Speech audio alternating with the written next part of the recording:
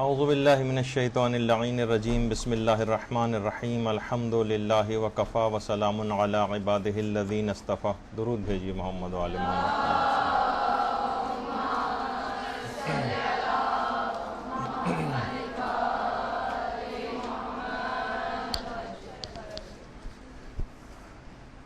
گناہوں کو ترک کرنے کے سلسلے میں ہماری حکمت عملی کیا ہو، اس متعلق ہماری گفتگو جاری تھی، اور آج یقیناً انشاءاللہ آخری گفتگو ہوگی اس موضوع پر.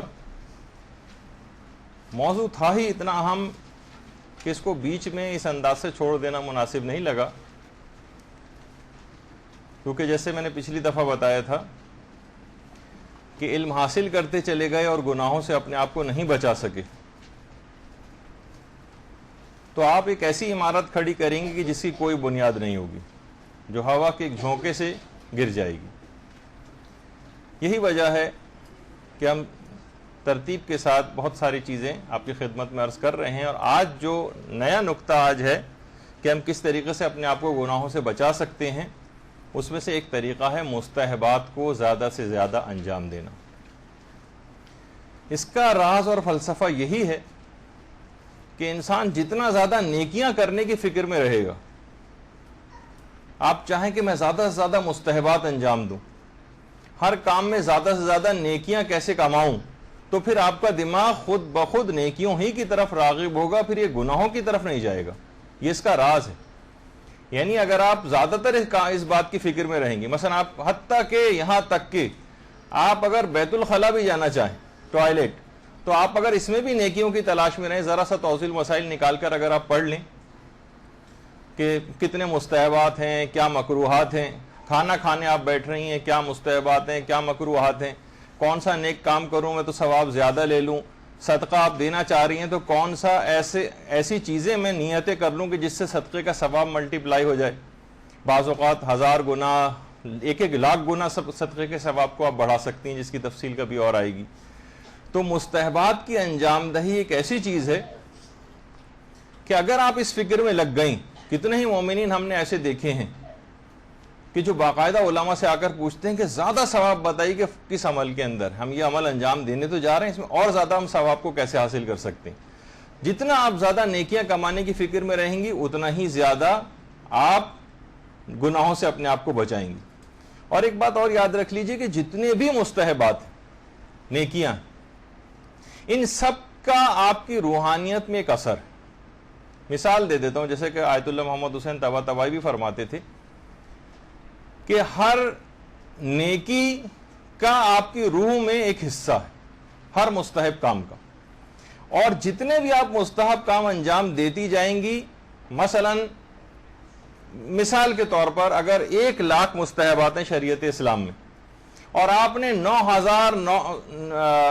99,999 مستحبات انجام دے دیے، اور ایک مستحب کام پھر بھی رہ گیا، ایک مستحب کام اگر پھر بھی رہ گیا تو آپ کی روحانیت کا اتنا حصہ نامکمل رہ جائے گا.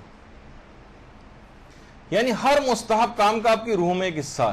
تو آپ کوشش یہ کریں کہ ایک دفعہ کم سے کم ہر مستحب کے اوپر عمل کر لیں، تاکہ آپ کی روحانیت کا وہ حصہ مکمل ہو جائے، اور جب عالم آخرت میں ہمیں اٹھایا جائے تو ہم ایک مکمل انسان کے طور پر مکمل روحانیت کے ساتھ وہاں پر اٹھائے جائیں. یہ ایک بہت اہم بات ہے، کم سے کم خواہ ایک دفعہ ہی کیوں نہ صحیح. یہی اسی بات کے پیش نظر خود مدرسہ ایک کتاب کمپائل کر رہا ہے، جس کا نام ہی ہے 1000 نیک اعمال کی فہرست. 1000 نیک اعمال کی فہرست. تو اس کے اندر کم سے کم آپ اس کے سامنے وہ سارے اعمال لکھے ہوئے ہوں گے، اور ان کے سامنے ان کی تعداد لکھی ہوئی ہوگی. تو خواہ ایک نہ ایک عمل کے اوپر آپ ٹک کرتی جائیے اپنی پوری زندگی میں، ایک دفعہ کم سے کم. ویسے تو جتنا بھی زیادہ عمل انجام دے سکیں، لیکن مسئلہ ہے کہ جب آپ نیکیاں انجام دینا چاہتی ہیں نا، تو آپ کو سمجھ میں نہیں آتا کہ 2 4 5 10 15 20 50 کے بعد آپ کا دماغ جواب دے جاتا ہے کہ اور کون سی نیکی ایسی رہ گئی جو میں انجام دوں.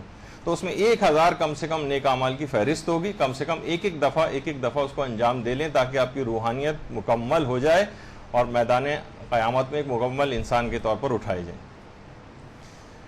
اچھا، ایک تو چیز یہ، اور یہی وجہ ہے کہ مرحوم امام خمینی اپنی عام زندگی میں بھی اس کا بہت زیادہ خیال رکھتے تھے. کبھی کبھار جیسے ٹیشو پیپر کا استعمال کرنا، تو آپ نے دیکھا کہ جس وقت ٹیشو پیپر نکالتے ہیں تو دو پیپرز ایک ساتھ نکلتے ہیں، وہ اس کو دو کو الگ کرتے تھے، ایک نکالتے تھے اور ایک اسی میں رکھ دیتے تھے. اس ایک پورے ٹیشو پیپر کو بھی کبھی کبھی استعمال نہیں کرتے تھے. اگر تھوڑی ضرورت ہے تو اس میں سے آدھا حصہ پھاڑا، آدھا دوبارہ رکھ دیا. کیوں اپنے آپ کو ایک اسراف اور فضول چیز کے اندر ہم جو ہے لے کر جائیں؟ پانی بالکل نہیں بہاتے تھے وضو کے دوران، اور جتنی بھی اور اس طرح کی چیزیں ہیں. حتیٰ کہ کمرے میں جب کبھی نماز پڑھنے کے لیے جاتے تھے اور کہیں کوئی تصویر رکھی نظر آتی تھی، یا تو تصویر کو نیچے کر دیتے تھے، کیونکہ تصویر اگر کمرے میں کسی جگہ پر ہو تو مکروہ ہے، چاہے کمرے میں پیچھے کی طرف کیوں نہ لگی ہوئی. تو اس وجہ سے یا تو اس کے اوپر کوئی کپڑا ڈالتے تھے تاکہ کیوں میں اپنی نماز کے ثواب کو کم کروں. آپ بھی دیکھیں کمرے میں کوئی ایسی تصویر تو نہیں لگی ہوئی، ہو سکتا ہے کہ نماز کا ثواب آپ کو 1000 ملنا ہو اور اس تصویر کو لگنے کی وجہ سے آپ کا ثواب جو ہے وہ مثلا 500 رہ جائے یا 200 رہ جائے. تو اپنے 500 یا 800 جو ہے ثواب کو نمبرز کو ہم کیوں کم کریں، زیادہ سے زیادہ نیکیاں انجام دیں. ایک تو طریقہ کار یہ جب آپ نیکیاں کرنے کی فکر میں رہیں گی نا تو آپ کا خود بخود دماغ گناہوں سے ہٹ جائے گا، اور فکر گناہ دماغ میں آئے گی نہیں بلکہ فکر نیکی آپ کے دماغ میں پرورش پانے لگے گی. اس کے بعد اگلا نقطہ جو اس سلسلے میں یہ ہے کہ اپنے نفس کو بہلا بہلا کر نیکیاں کروائیں کہ سیدھے طریقے سے یہ باز آنے والا نہیں ہے، گناہوں کو نہیں چھوڑے گا. نیکیوں کی طرف اس کو اس طرح سے لانا پڑے گا. مثلا مرد حضرات ہیں، جیسے اگر وہ کتنا زیادہ مسجد میں نماز پڑھنے کا ثواب ہے، وہ کہیں کہ ٹھیک ہے، عام طور پر مساجد کے اندر بہت زیادہ دیر لگ جاتی ہے، اعلانات ہوتے ہیں اور پتہ نہیں کیا کہ کتنی دیر، گھنٹہ بھر ایک نماز کے اندر لگ جاتا ہے. وہ کہے گا کہ ٹھیک ہے، اپنے دل میں سوچے، اپنے نفس کو بہلائے کہ میں جاؤں گا مسجد میں اور مسجد میں بس واجب نماز پڑھ کے آ جاؤں گا، اعلانات اور تعقیبات کے اندر میں نہیں اس کو انجام نہیں دوں گا. میں گھر آ کے یا رستے میں تعقیبات پڑھتا رہوں گا. یا مثلا میں ایک نماز پڑھنے کے لیے جاؤں گا، وہاں 2 نمازیں ہوتی ہیں، مثلا ظہر اثر، میں ظہر کی جماعت سے پڑھوں گا، اثر کی فرادہ پڑھ کے گھر واپس آ جاؤں گا تو 10-15 منٹ لگیں گے. بعض اوقات نفس کو بہلانا پڑے گا کہ ٹھیک ہے، مسجد میں نماز پڑھنے کا ثواب بہرحال گھر سے پڑھنے سے زیادہ ہے، گھر میں نماز پڑھنے سے. میں جماعت سے نہیں پڑھوں گا لیکن مسجد میں جا کر پڑھوں گا تاکہ ثواب زیادہ ملے، اور پھر وہاں سے پڑھ کر آ جاؤں گا کیونکہ وہاں پہ بہت دیر لگتی ہے. جب یہ آہستہ آہستہ اپنے آپ کو لے جائے گا مسجد کی طرف تو خود بخود اس کا دل چاہنے لگے گا کہ اب میں جب آ ہی گیا ہوں تو کیوں نہ جماعت پڑھ کے جاؤں. جب ایک نماز پڑھ لی ہے تو کیوں نہ اب دوسری جماعت سے بھی کیوں نہ پڑھ لوں. جب دوسری جماعت بھی ہو گئی تو تھوڑی سی تعقیبات بھی کیوں نہ پڑھ لوں. اس طرح سے اپنے نفس کو یہ بہلائے اور اپنے آپ کو اس انداز سے لے کر چلے کہ یہ تمام نیکیاں وہ کر سکے.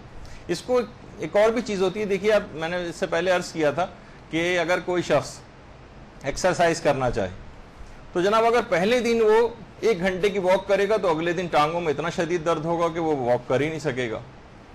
تو کیوں نہ وہ اسٹریچنگ اس سلسلے میں کرے، 15-20 منٹ کی واک کرے اور آہستہ آہستہ اپنے ٹائم کو بڑھائے. یعنی ایک لحاظ سے یہ اپنے جسم کو عادی بنانا ہے یا بہلا کر اسے ایکسرسائز کی طرف مائل کرنا.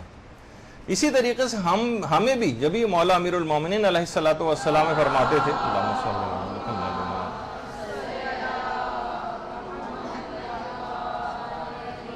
مولا فرماتے تھے کہ اپنے نفس کو بہلا کر نیکیاں کرواؤ تاکہ یہ مکمل اطاعت الہی کو اختیار کر لے.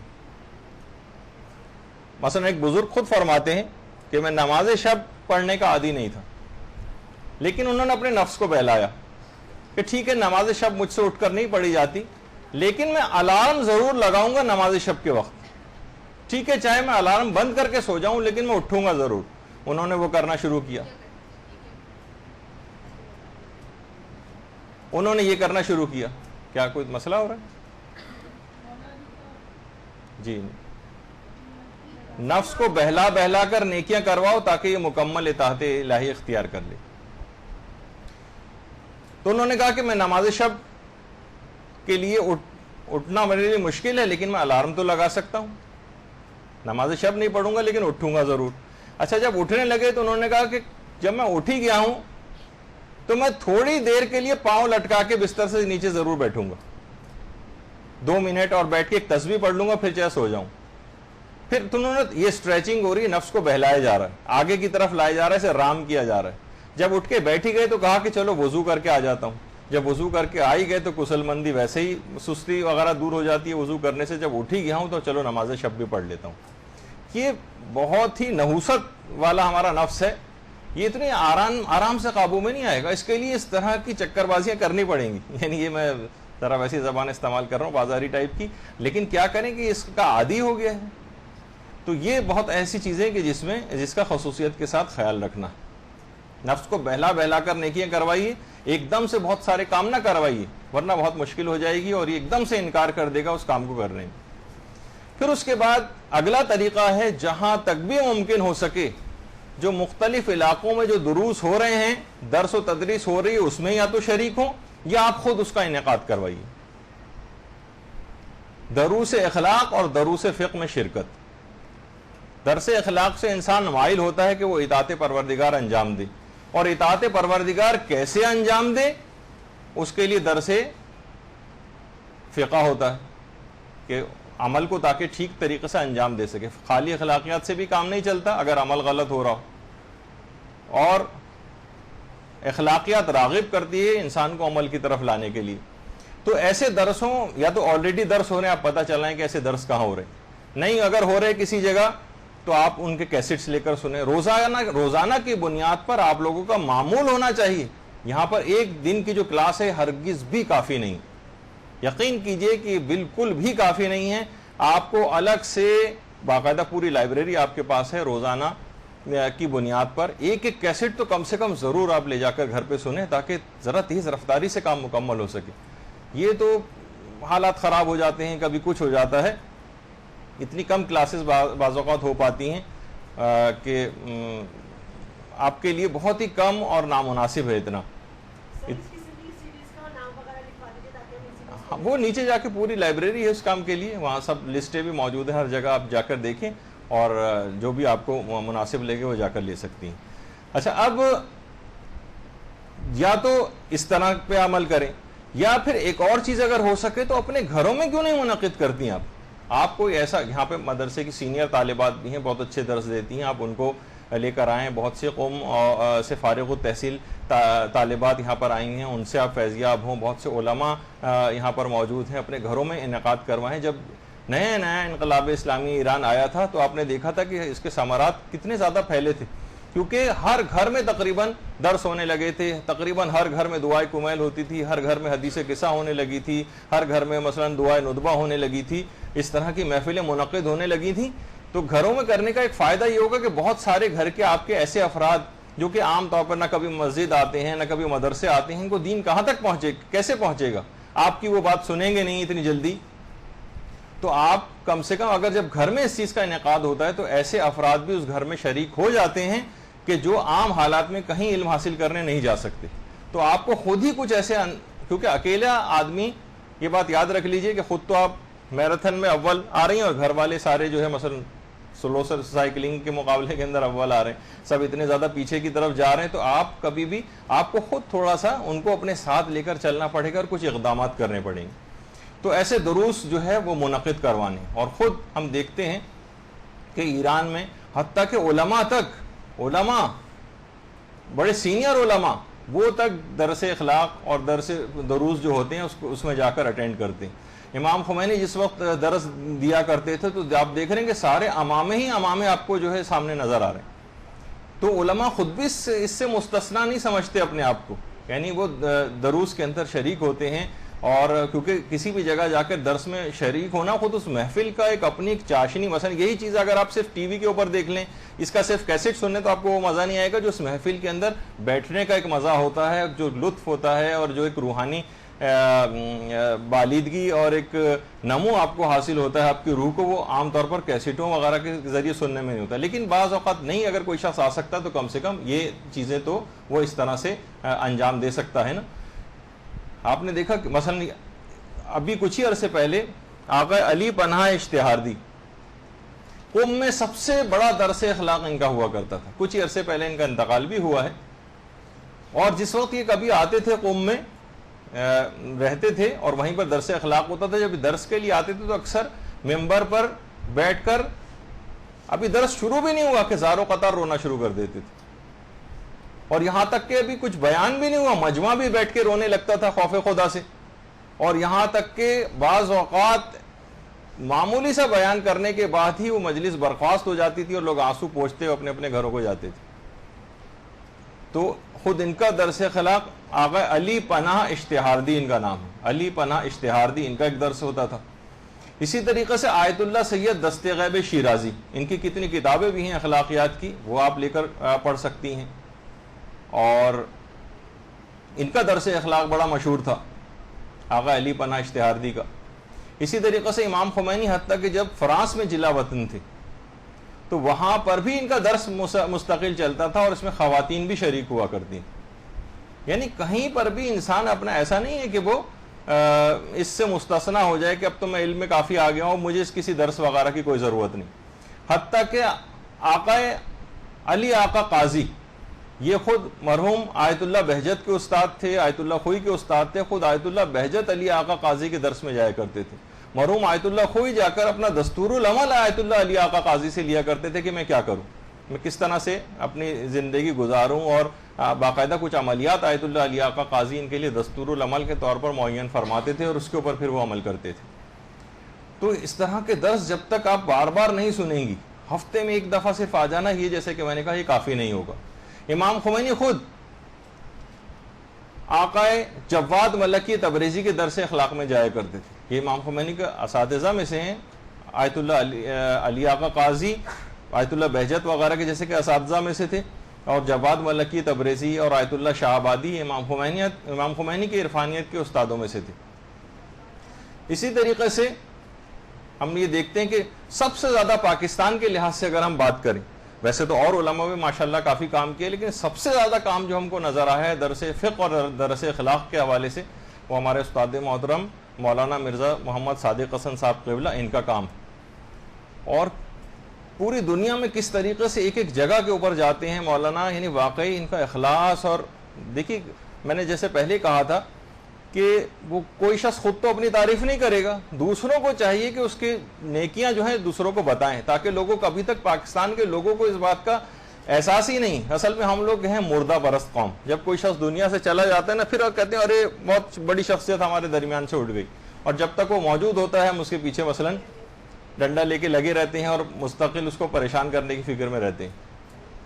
تو یہاں تک کہ خود مولانا محترم فرماتے ہیں کہ درس اخلاق اور درس فقہ کے لیے مختلف علاقوں کے اندر یہ جاتے تھے, تو بہت ساری جگہوں کے اوپر تو باقاعدہ گدا گاڑی تک کے اوپر بیٹھ کر گئے. یہاں تو بہت سارے افراد اس طرح کے کہ مرسیڈیز کار سے کم پہ جانے کو تیار نہیں ہوتے, مولانا سائیکل پر بیٹھ کے گئے ہیں. رکشا میں تو ہم خود ہی کتنی دفعہ مولانا کو لائے گئے ہیں, ساری زندگی ایک کلاس سے کراچی میں تو رکشوں میں مولانا نے گزاری. تو بہرحال, تو اگر اس طرح کی چیزوں کا اگر آپ خیال کریں, یہاں پر سی ڈیز بھی اویلیبل ہیں, چاہیں تو مدرسے سے بھی آپ لے سکتی ہیں یہ تمام سی ڈیز وغیرہ, اور ورنہ آپ خود ایسے دروس کا انعقاد کروائیں اپنے گھروں میں, اپنے علاقوں میں, تو بہت اچھا ہے. اور دیکھیے ایک آدمی کبھی یہ کام نہیں کر سکتا, آپ اپنی ہم خیال خواتین کا ایک گروپ بنا سکتی ہیں. مثلا کوئی کہے کہ میرے پاس گاڑی ہے یا اس کا انتظام ہے میرے پاس, میں مثلا ذاکرہ کو یا عالمہ کو لانے لے جانے کا کام کر لوں گی. کسی کا گھر نسبتاً بڑا ہے اور وہاں پہ سہولت ہے, کہیں گے کہ انعقاد میرے گھر میں کر لیں.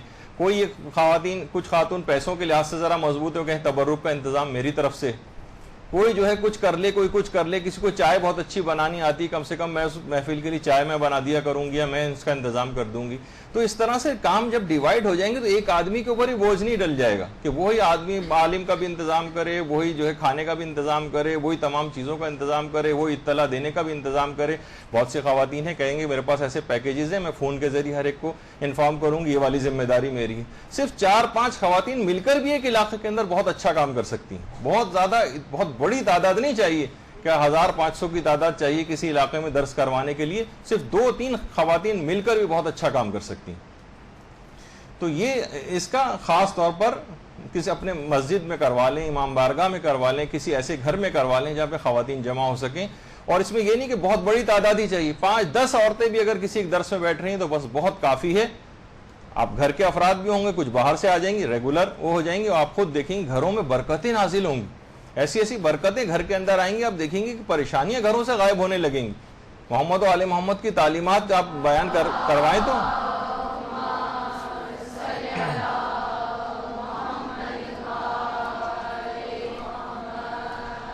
تو یہ آپ ضرور کر کے دیکھیے. میری بڑی درخواست ہے آپ سے کہ اس بات کی طرف بھی جائیں تاکہ معاشرے کے اندر کچھ کام ہوتے ہوئے نظر آئیں. یہاں آہستہ آہستہ کر کے تمام چیزوں سے دور ہو گئے. جیسے جیسے انقلاب سے ہم شروع میں جب انقلاب اسلامی آیا تھا تو اس کے ثمرات اور اثرات جو ہے وہ مرتب ہو رہے تھے, لیکن اب آہستہ آہستہ اس کے اثرات ایسا لگ رہا ہے جیسے کم ہوتے جا رہے ہیں, کیونکہ ہم نے اس سلسلے میں کام آگے نہیں کیا.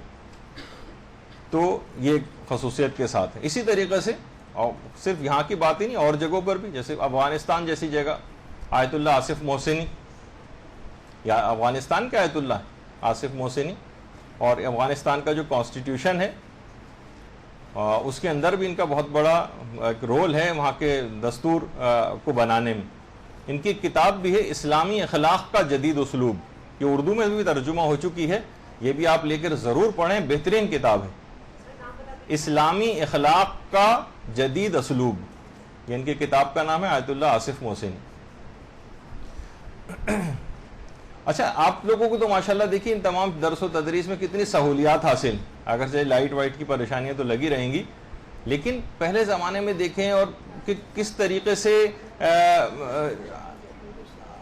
کوئی اگر نہیں ہو تو اتنا آپ پینک میں نہ چلی جائے کریں, بعد میں کسی سے لے لیں ورنہ پھر یہ متاثر ہوتی ہے گفتگو. اچھا, کتنی مشکلات ہوتی تھیں. تصویر آپ کے سامنے کی ٹوٹی پھوٹی زمین کے اوپر لوگ بیٹھ کے پڑھتے تھے, نہ دیواریں اس کی بنی ہوئی, اس طرح سے پڑھتے تھے. لیکن اب سہولیات زیادہ ہو گئی تو کوشش کرنا چاہیے کہ ہمارے اس معیار کے اندر بھی ایک امپرومنٹ آئے, ورنہ مشکلات کے اندر خیر پڑھنے کا علم دین کے حوالے سے ایک الگ ہی ایک لطف اور مزہ ہے. اب ظاہر ہے کہ ہر جگہ پہ سہولیات ہو گئی ہیں, کمفرٹیبل ماحول ہو گیا, اور ہمارے جسم بھی ان سختیوں کے عادی نہیں رہے, تو پروردگار نے ہمیں سہولتیں بھی دے دی ہیں. اب اس کا شکر یہی ہے کہ اچھی طرح سے اس علم کو حاصل کیا جائے. اچھا, اس کے بعد اگلا طریقہ ہے کہ سب سے زیادہ جو گناہ ہوتے ہیں یہ ہماری زبان سے ہوتے ہیں. اگر کسی بھی اعتبار سے اپنی زبان کی حفاظت کر لی جائے, کنٹرول کیا جائے اس کو, اگرچہ زبان کی آفات کے اوپر ہمارے الگ سے درس ہوں گے جس میں اس کے باقاعدہ طریقے بتائے جائیں گے کہ ہم اپنی زبان کو کنٹرول کیسے کریں.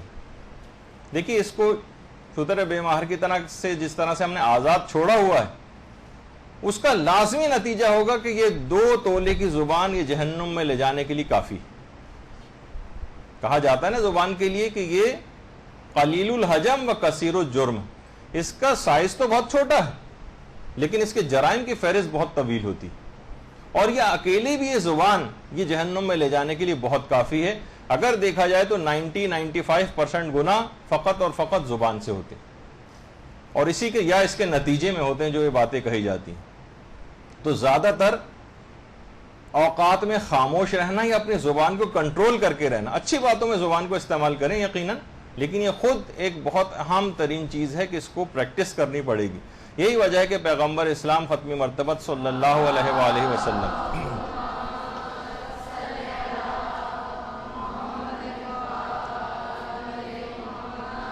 فرماتے تھے کہ طویل خاموشی شیطان کو بھگانے کے ہتھیاروں میں سے ایک ہتھیار. طویل خاموشی یعنی زیادہ تر اوقات میں اپنی زبان کو کنٹرول کرنا, یہ بہت اہم ہے. یا تو پھر اس طریقے سے کنٹرول ہوگا جو ایک تصویر میں نے آپ کو پہلے دکھائی تھی, سیٹ بیلٹ لگانی پڑے گی منہ پہ. تو بہرحال تو اس پہ ہم تفصیل سے گفتگو اس وقت کریں گے جب ہم زبان کی آفات کے موضوع پر گفتگو کریں گے, تو لہٰذا یہاں تو ہم تفصیل میں نہیں جاتے, لیکن ایک آپ کے پاس ایک پوائنٹ کے طور پر ضرور آ جائے کہ اس سے کیونکہ بہت بڑی تعداد میں گناہ ہوتے ہیں, تو لہٰذا اس میں کوشش کر کے اپنے آپ کو بچانے کے لیے طویل خاموشی کی ایک مشق پر پریکٹس کرنی پڑے گی. اس کے بعد ایک اور طریقہ ہے گھر میں باآواز بلند اذان دینا. شیاطین فرار اختیار کرتے ہیں اس گھر سے. جی, عورتوں کے لیے بھی مستحب ہے ہر نماز سے پہلے اذان و اقامت دینا. تو آپ گھر میں اپنے گھر میں بلند آواز سے اذان دیں.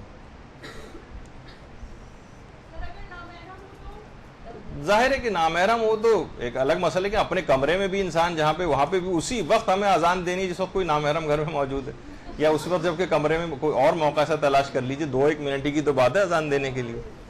تو کوشش یہ کریں کہ گھر میں بآواز بلند اذان دیں، یا کم سے کم ایک کیسٹ ایسا لے لیں بہت اچھے اچھے قاریوں کے، اور ایران کی سے جو اذانیں آتی ہیں یا حرم میں جو اذانیں ہوتی ہیں کہیں سے بھی ریکارڈ کر لیں، اور اس کے بعد گھر میں اس ریکارڈنگ کو چلا دیا کریں. بہت سی ایسی گھڑیاں اب آنے لگیں، مجھے نہیں پتا کہ یہاں پہ ملتی ہیں نہیں، لیکن کہیں نہ کہیں سے لوگ آتے جاتے ہیں باہر سے بھی، تو آپ ایسے اس میں نمازوں کے ٹائمنگز میں اس میں فیڈ کر دیں، تو جیسے ہی نماز کا وقت ہوگا وہ فوراً اس کے اندر ان نمازوں کے اوقات میں اذان گھر میں گونجنے لگے گی. اور شیعہ اذان شیعہ طریقے سے جو دی جاتی ہے وہ اگر ہو تو شیاطین وہاں سے فرار اختیار کرتے ہیں. اور بہت سی طریقوں کے اندر یہ بھی ہے کہ اگر کسی بچے کا یا کسی نوجوان کا اخلاق خراب ہو جائے، یعنی کہ وہ بگڑا جا رہا ہے، تو اس کا بھی ایک طریقہ یہ بتایا گیا کہ اس کے کان میں اذان دی جائے. اچھا، کان میں اذان دینے کے معنی نہیں کہ بالکل ہم نا منہ سے کان کے اندر گھسا دیں وہاں جا کر اذان دیں. مثلا اگر آواز اس کے کان تک پہنچ رہی ہے تو یہ بھی کان میں اذان دینا ہی شمار ہوگا. اور بچہ بھی جب پیدا ہوتا ہے کان میں اذان دی جاتی ہے تو اس کا بھی فلسفہ یہی کہ پہلے اس کے کان میں جو الفاظ جائیں وہ وحدانیت پروردگار، رسول کی رسالت، ائمہ کی امامت اور نیکیوں کی ایک ترغیب کے طور پر کان میں اس کی ابتدا ہی ایسے ہو تاکہ پھر یہ ساری زندگی شیاطین سے محفوظ رہ سکے، یعنی مستحبات میں سے. تو گھر میں اس طرح سے جو اذان دی جائے گی، اور حتیٰ کہ بہت سارے کان کے امراض کے لیے اذان کا کان میں جانا بہت فائدہ مند. روایت میں ہے کہ کان کے امراض اس سے دور ہوتے ہیں. تو بہت سے بچے جن کو سماعت کم ہوتی ہے یا اور کوئی ایسا کان کا مسئلہ ہے تو وہ بھی وہاں اگر اذان دی جائے ان کے کان میں تو اس سے بھی یہ سب بیماریاں بھی دور ہوتی ہیں. تو ہماری روح کی بیماریاں بھی اذان سے دور ہوں گی اور ہماری جسمانی بیماریاں بھی اذان کے ذریعے دور ہوں گی. اس کے بعد ایک طریقہ اور ہے، یہ اگر کوشش کر کے آپ کر لیں، وہ یہ ہے کہ اگر ایک خاص اسی نیت سے کہ اس سے گناہ نہ ہونے پائیں، اور ایک خاص دعا پڑھتے ہوئے جو بھی آپ کو میں لکھوا دوں گا، زمزم اگر پیا جائے، آب زمزم، آب زمزم پیتے وقت جو بھی دعا مانگی جاتی ہے وہ دعا ضرور قبول ہو جاتی ہے. ایک عالم کے پاس باقاعدہ ایک شخص آیا اور کہا کہ جو حدیث کے اندر یہ بات آئی ہے کہ زمزم پیتے وقت جو بھی دعا مانگی جائے ضرور قبول ہوگی، کیا یہ حدیث صحیح؟ انہوں نے کہا بالکل صحیح. کہا تو پھر میں نے آب زمزم پیتے ہوئے یہ دعا مانگی تھی کہ آپ سے میں 1000 حدیثیں سنوں گا. انہوں نے کہا عالم نے کہ تمہاری دعا قبول ہو چکی ہے، بیٹھو، اور ان کو 1000 حدیثیں سنائیں. تو جو بھی دعا قبول کروانی ہو، آب زمزم پیتے وقت جو بھی دعا مانگی جائے وہ ضرور استجابت تک پہنچتی ہے، مستجاب ہوتی ہے دعا، وہ دعا قبول ہوتی ہے. تو آپ کوشش کریں کہ یا تو زمزم منگوائیں کہیں سے. لوگ آتے جاتے رہتے ہیں، عمرے کے اوپر لوگ جاتے ہیں، ان سے باقاعدہ فرمائش کر کے منگوائیں. پیغمبر اسلام فرمائش کر کے، مکے سے کوئی آتا تھا تو فرمائش کر کے اس سے زمزم طلب کرتے تھے. مدینے سے کوئی آتا تھا تو اجوا کھجور طلب کرتے تھے پیغمبر تحفے میں. تو زمزم لوگوں سے منگوائیں، باقاعدہ فرمائش کر کے منگوائیں. جو وہاں پر رہتے ہیں دوست، اقارب، رشتہ دار، عمرے، حج اور زیارات کے اوپر جانے والے افراد، ان سے کہیں کہ آپ ضرور لے کر آئیں. اچھا، یہاں پر عام طور پر ہوتا کیا ہے، ورنہ زمزم ایک انتہائی خوشگوار اور بہترین پانی، لیکن کیا ہے کہ یہاں پر پتہ نہیں کون کون سی پلاسٹک کی بوتلوں کے اندر لوگ اس کو رکھتے ہیں، جس کی وجہ سے اس کا ذائقہ پلاسٹک کی بوتل کی وجہ سے ذرا عجیب ہو جاتا ہے. آپ مناسب سی بوتل میں، شیشے کی بوتل میں، کسی ایسی جگہ اس کو کر کے رکھیں گے تو اس کی تازگی، فریشنس اور وہ سب بھی برقرار رہے گی. تو زمزم خود ایک انتہائی متبرک پانی ہے، اور یہ اندر کی تمام برائیوں کو اور بیماریوں کو بھی دھو کے صاف کر دیتا ہے، جیسے کہ اس کی دعا کے اندر آگے چل کر آپ دیکھیں گے. تو وہاں سے منگوا لیں، ورنہ اس زمزم، کیونکہ ظاہر ہے کہ وہ تو مخصوص ایک مقدار آئے گی، روزانہ کچھ نہ کچھ زمزم گھر کی پانی کی بوتلوں میں ملا دیا کریں تاکہ اس کے اثرات ان کے اندر بھی منتقل ہو جائیں، اور پھر وہ ویسے بھی پورے سال آپ زمزم پیتے ہوئے آپ استعمال کریں. زمزم کا کنواں پہلے تو یہ تھا، خانہ کعبہ کے صحن میں ایک عمارت سی بنی ہوئی تھی، اور پھر اس کے نیچے یہ اس طرح سے زمزم کا کنواں ہوا کرتا تھا. لیکن جب کنسٹرکشن ہوئی تو وہ سامنے سے وہ تمام بلڈنگز تو ہٹ گئیں، اس کے بعد یہ ایک دائرہ سا بنا دیا گیا کہ یہاں پر زمزم کا کنواں ہے. لیکن اس کے بعد پھر اس زمزم کے یہ اصل میں جو پانی زمزم کے کنویں سے نکلتا ہے یہ آپ کے سامنے ہے کہ جو اندرونی طور پر، اب تو خیر یہاں کسی کو جانے کی اجازت نہیں ہے، اور اوپر سے بھی جو نشان فرش کے اوپر لگایا گیا تھا کہ یہاں زمزم کا کنواں ہے وہ بھی ہٹا دیا گیا. تو اوپر سے تو پتہ نہیں چلتا اور اب کوئی زمزم کے کنویں کی طرف جا بھی نہیں سکتا، لیکن چند سال پہلے تک لوگ وہاں پر جاتے تھے اور باقاعدہ براہ راست جو ہے وہ پانی وہاں کا زمزم کا پیا بھی کرتے تھے. اور بہت سے لوگ تو یہ تھے کہ یہ مقام ابراہیم ہے. جو خانہ کعبہ کے صحن میں جو شوکیس رکھا ہوا نظر آتا ہے سنہری رنگ کا, اس کے اندر حضرت ابراہیم کے پاؤں کے نشانات ہیں. یہ حضرت ابراہیم کے پاؤں ہیں جو شوکیس کے اندر جو رکھے ہوئے ہوتے ہیں. اور لوگ پہلے زمانے میں جو بادشاہ حضرات ہوا کرتے تھے وہ اس کے اندر آب زمزم کا پانی ڈال کر اور پھر اس کے اندر ڈال کر پیا کرتے تھے. یہ حضرت ابراہیم کے قدموں کے نشانات. حضرت ابراہیم جب خانہ کعبہ کی دیوار کو بلند کر رہے تھے تو ایک پتھر کے اوپر کھڑے ہوئے تھے. تو پتھر پہ کھڑے ہونے کے بعد, یہ پتھر حکم خدا سے اوپر نہ نیچے ہوتا تھا. اس زمانے میں کوئی وہ تو نہیں تھی کہ کوئی اس طرح سے کوئی سیڑھی یا اس انداز سے کوئی چیز بناتی. وہ پتھر خود ہی خدا کے حکم سے اوپر اور نیچے ہوتا تھا اور خانہ کعبہ کی دیواریں بلند کی تھی. پھر حضرت ابراہیم کو جب یہ حکم ہوا کہ لوگوں کو حج کی طرف بلاؤ, تو جیسے ہی حج کے لیے انہوں نے لوگوں کو بلایا, یہ پتھر برداشت نہیں کر سکا اور موم کی طریقے سے نرم ہو گیا اور حضرت ابراہیم کے پاؤں اس کے اندر دھنس گئے. اور اتنے دھنس گئے کہ حتیٰ کہ حضرت ابراہیم کو پاؤں کو جس طرح اکھیڑ کے نکالتے ہیں اس میں سے اس طرح سے پاؤں نکالنے پڑے اور پتھر پہ قدموں کے نشانات آ گئے. پھر بعد میں اس کا ایک نشان سے ایک وہ کیس بنا دیا گیا اور لوگ اس کے اندر پھر پانی جو ہے وہ ڈال کر پیا کرتے تھے. تو زمزم پیتے وقت یہ والی دعا آپ نوٹ کر لیں کہ جو خاص طور پر پڑھنی, اللہم اجعلہ علما نافعا ورزقا واسعا وشفاء من کل داء وسقم. پروردگار مجھے نفع بخش علم عطا فرما, نفع بخش, ورزقا واسعا اور مجھے وسیع رزق عنایت فرما, وشفاء من کل داء وسقم اور مجھے ہر قسم کی بیماری اور ہر قسم کی خرابی سے بچا. ہر قسم کی بیماری اور ہر قسم کی خرابی سے. تو اس میں جسمانی اور روحانی تمام باتیں شامل حال ہو جاتی ہیں. مکمل احترام کے ساتھ زمزم کو استعمال کیا جائے. ہمارے ہاں بہت ساری چیزیں ایسی ہیں جس کی اب کوئی خاص امپورٹنس نہیں رہی. مثلا لوگ تسبیح سجدہ لا کر دیتے ہیں, لوگ لے کے ایک طرف ڈال دیتے ہیں کہ بس ٹھیک ہے آئی ہے وہاں سے متبرک اور مقدس جگہ سے لے کے کسی اس میں ڈال دی.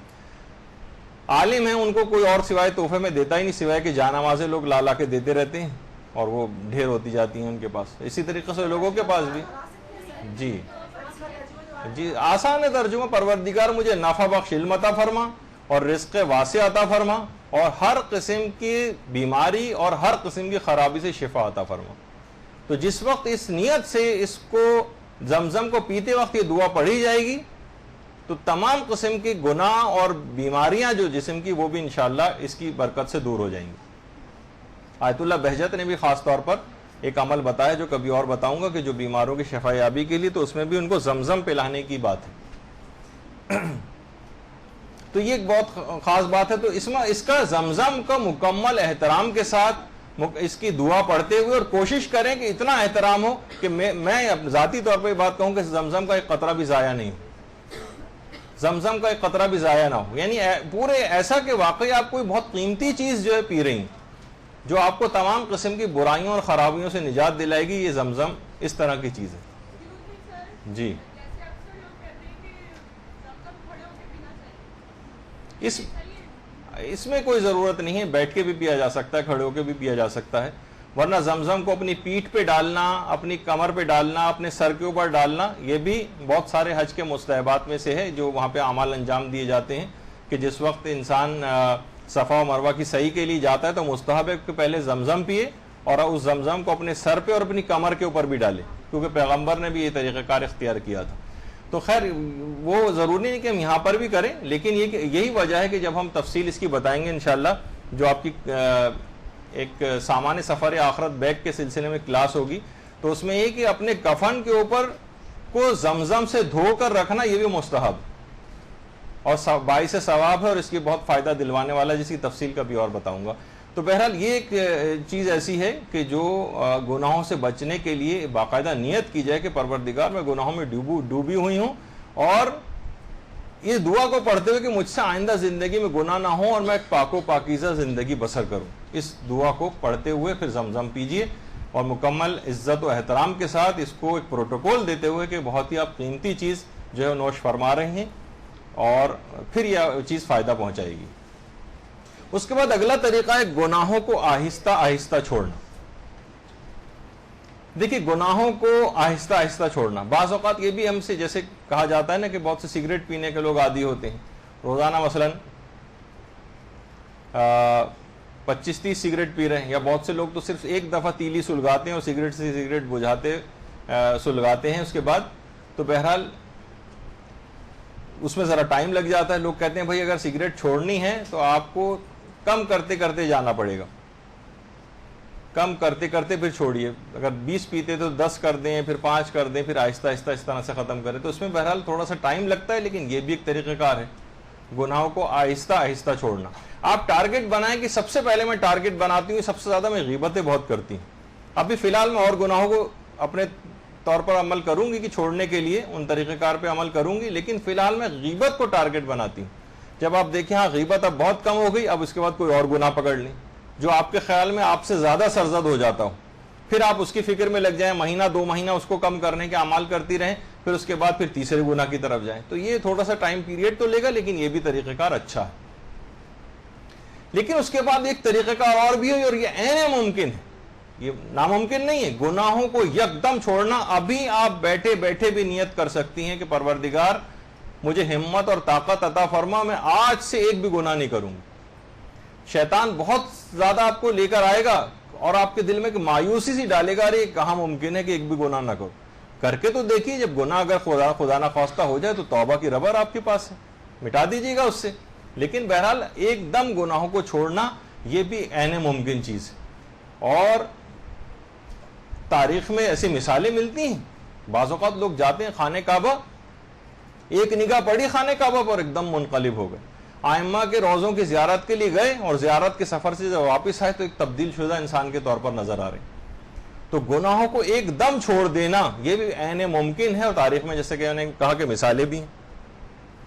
امام جب گزر رہے تھے ایک گلی میں، تو ایک گھر سے گانے بجانے کی آواز آ رہی تھی، اور گھر کی کنیز کوڑا پھینکنے کے لیے باہر آئی. واقعہ مشہور ہے لیکن مختصراً بتا دیتا ہوں. تو امام نے اس کنیز سے جا کر پوچھا کہ اس گھر کا مالک جو ہے آزاد ہے یا غلام ہے؟ تو اس نے کہا ارے میرا آقا تو آقاؤں کا آقا ہے، تم آپ یہ پوچھ رہے ہیں کہ آزاد ہے یا غلام؟ امام نے کہا کہ ہاں یقیناً آزاد ہے، جبھی آتش جہنم سے بھی آزاد ہے اور گویا قبر سے بھی آزاد ہے، ان جو مفہوم ہے روایت کا. امام یہ کہتے ہوئے چلے گئے. وہ جو شخص گھر کا مالک تھا وہ باہر نکلا اور پوچھا کنیز سے کہ کوڑا پھینکنے میں اتنی دیر کیسے ہوئی؟ کہا ایک شخص یہاں سے گزر رہا تھا، مجھ سے پوچھ رہا تھا کہ اس گھر کا مالک آزاد ہے یا غلام؟ جب میں نے کہا کہ وہ تو آزاد ہے، کہا یقیناً ہر قسم کی عذاب سے بھی آزاد ہے اور جہنم سے بھی آزاد ہے اور قبر کے عذاب سے بھی آزاد ہے. اب جو اس نے سنا تو سمجھ گیا کہ امام معصوم کے علاوہ کوئی نہیں ہو سکتا. بھاگا ننگے پاؤں ہی امام کے پیچھے گیا، وہاں جا کے امام کے قدموں میں گرا اور ایسی توبہ کی. اس کا نام تھا بشر. ایسی توبہ کی کہ پھر ساری زندگی وہ ننگے پاؤں رہا. اس کا نام ہی پڑ گیا بشر حافی. حافی کہتے ہیں ننگے پاؤں رہنے والا. اس نے کہا کہ میں نے ایسی سچی توبہ اس وقت کی ہے، میں چاہتا ہوں کہ ساری زندگی مجھے اپنا امام سے کیا گیا وعدہ یاد رہے کہ اب میں کوئی گناہ نہیں کروں گا.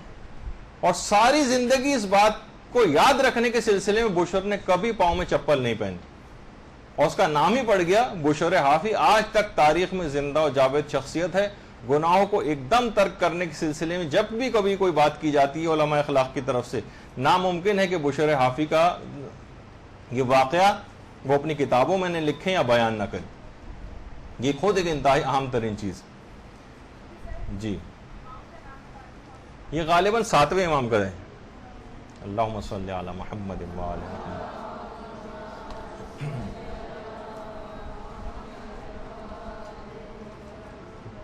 ایسی کمزور درود اگر میرے لیے بھی آپ پڑھتے تو میں کبھی قبول نہ کرتا اسے.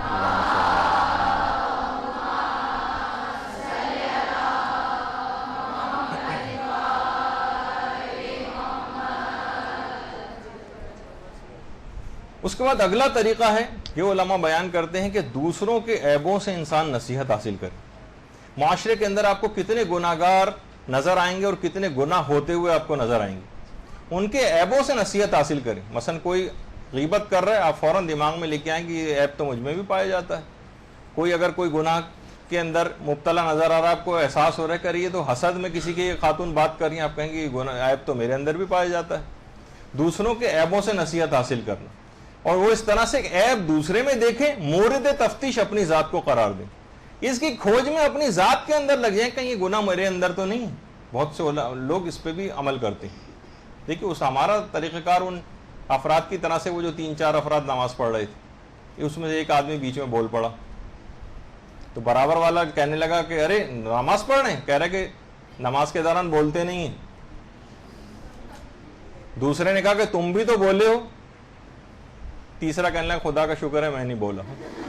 تو ہم ہر شخص جو ہے وہ اس انداز سے صرف ایک دوسرے کو اوپر تنقید کر رہا اور اعمال سارے سبھی کے خراب ہیں. تو ہمیں کسی کو پوائنٹ آؤٹ نہیں کرنا ہے, بلکہ مورد تفتیش اپنی ذات کو قرار دینا ہے کہ کہیں عیب اور گناہ کہیں ہمارے اندر تو نہیں پائے جاتے, اور پھر اس کے بعد ان سے پیچھے چھڑانے کی ترکیبیں کرنا. اس کے بعد یہ ایک انتہائی اہم ترین چیز ہے, کوشش آپ یہ کریں کہ احادیث اخلاق کا زیادہ سے زیادہ مطالعہ کریں. یہی وجہ ہے کہ آیت اللہ ناصر مکارم شیرازی سے بھی جب یہ سوال پوچھا گیا کہ آپ یہ بتائیے کہ ہم ائمہ معصومین علیہم السلام کی محبت کو کس طرح سے بڑھا سکتے ہیں اپنے اندر, ہم چاہتے ہیں کہ محبت بڑھتی چلی جائے. تو انہوں نے کہا کہ ائمہ کی سیرت کا دقت نظری سے مطالعہ کریں اور ائمہ کے اقوال کو بھی زیادہ سے زیادہ پڑھیں.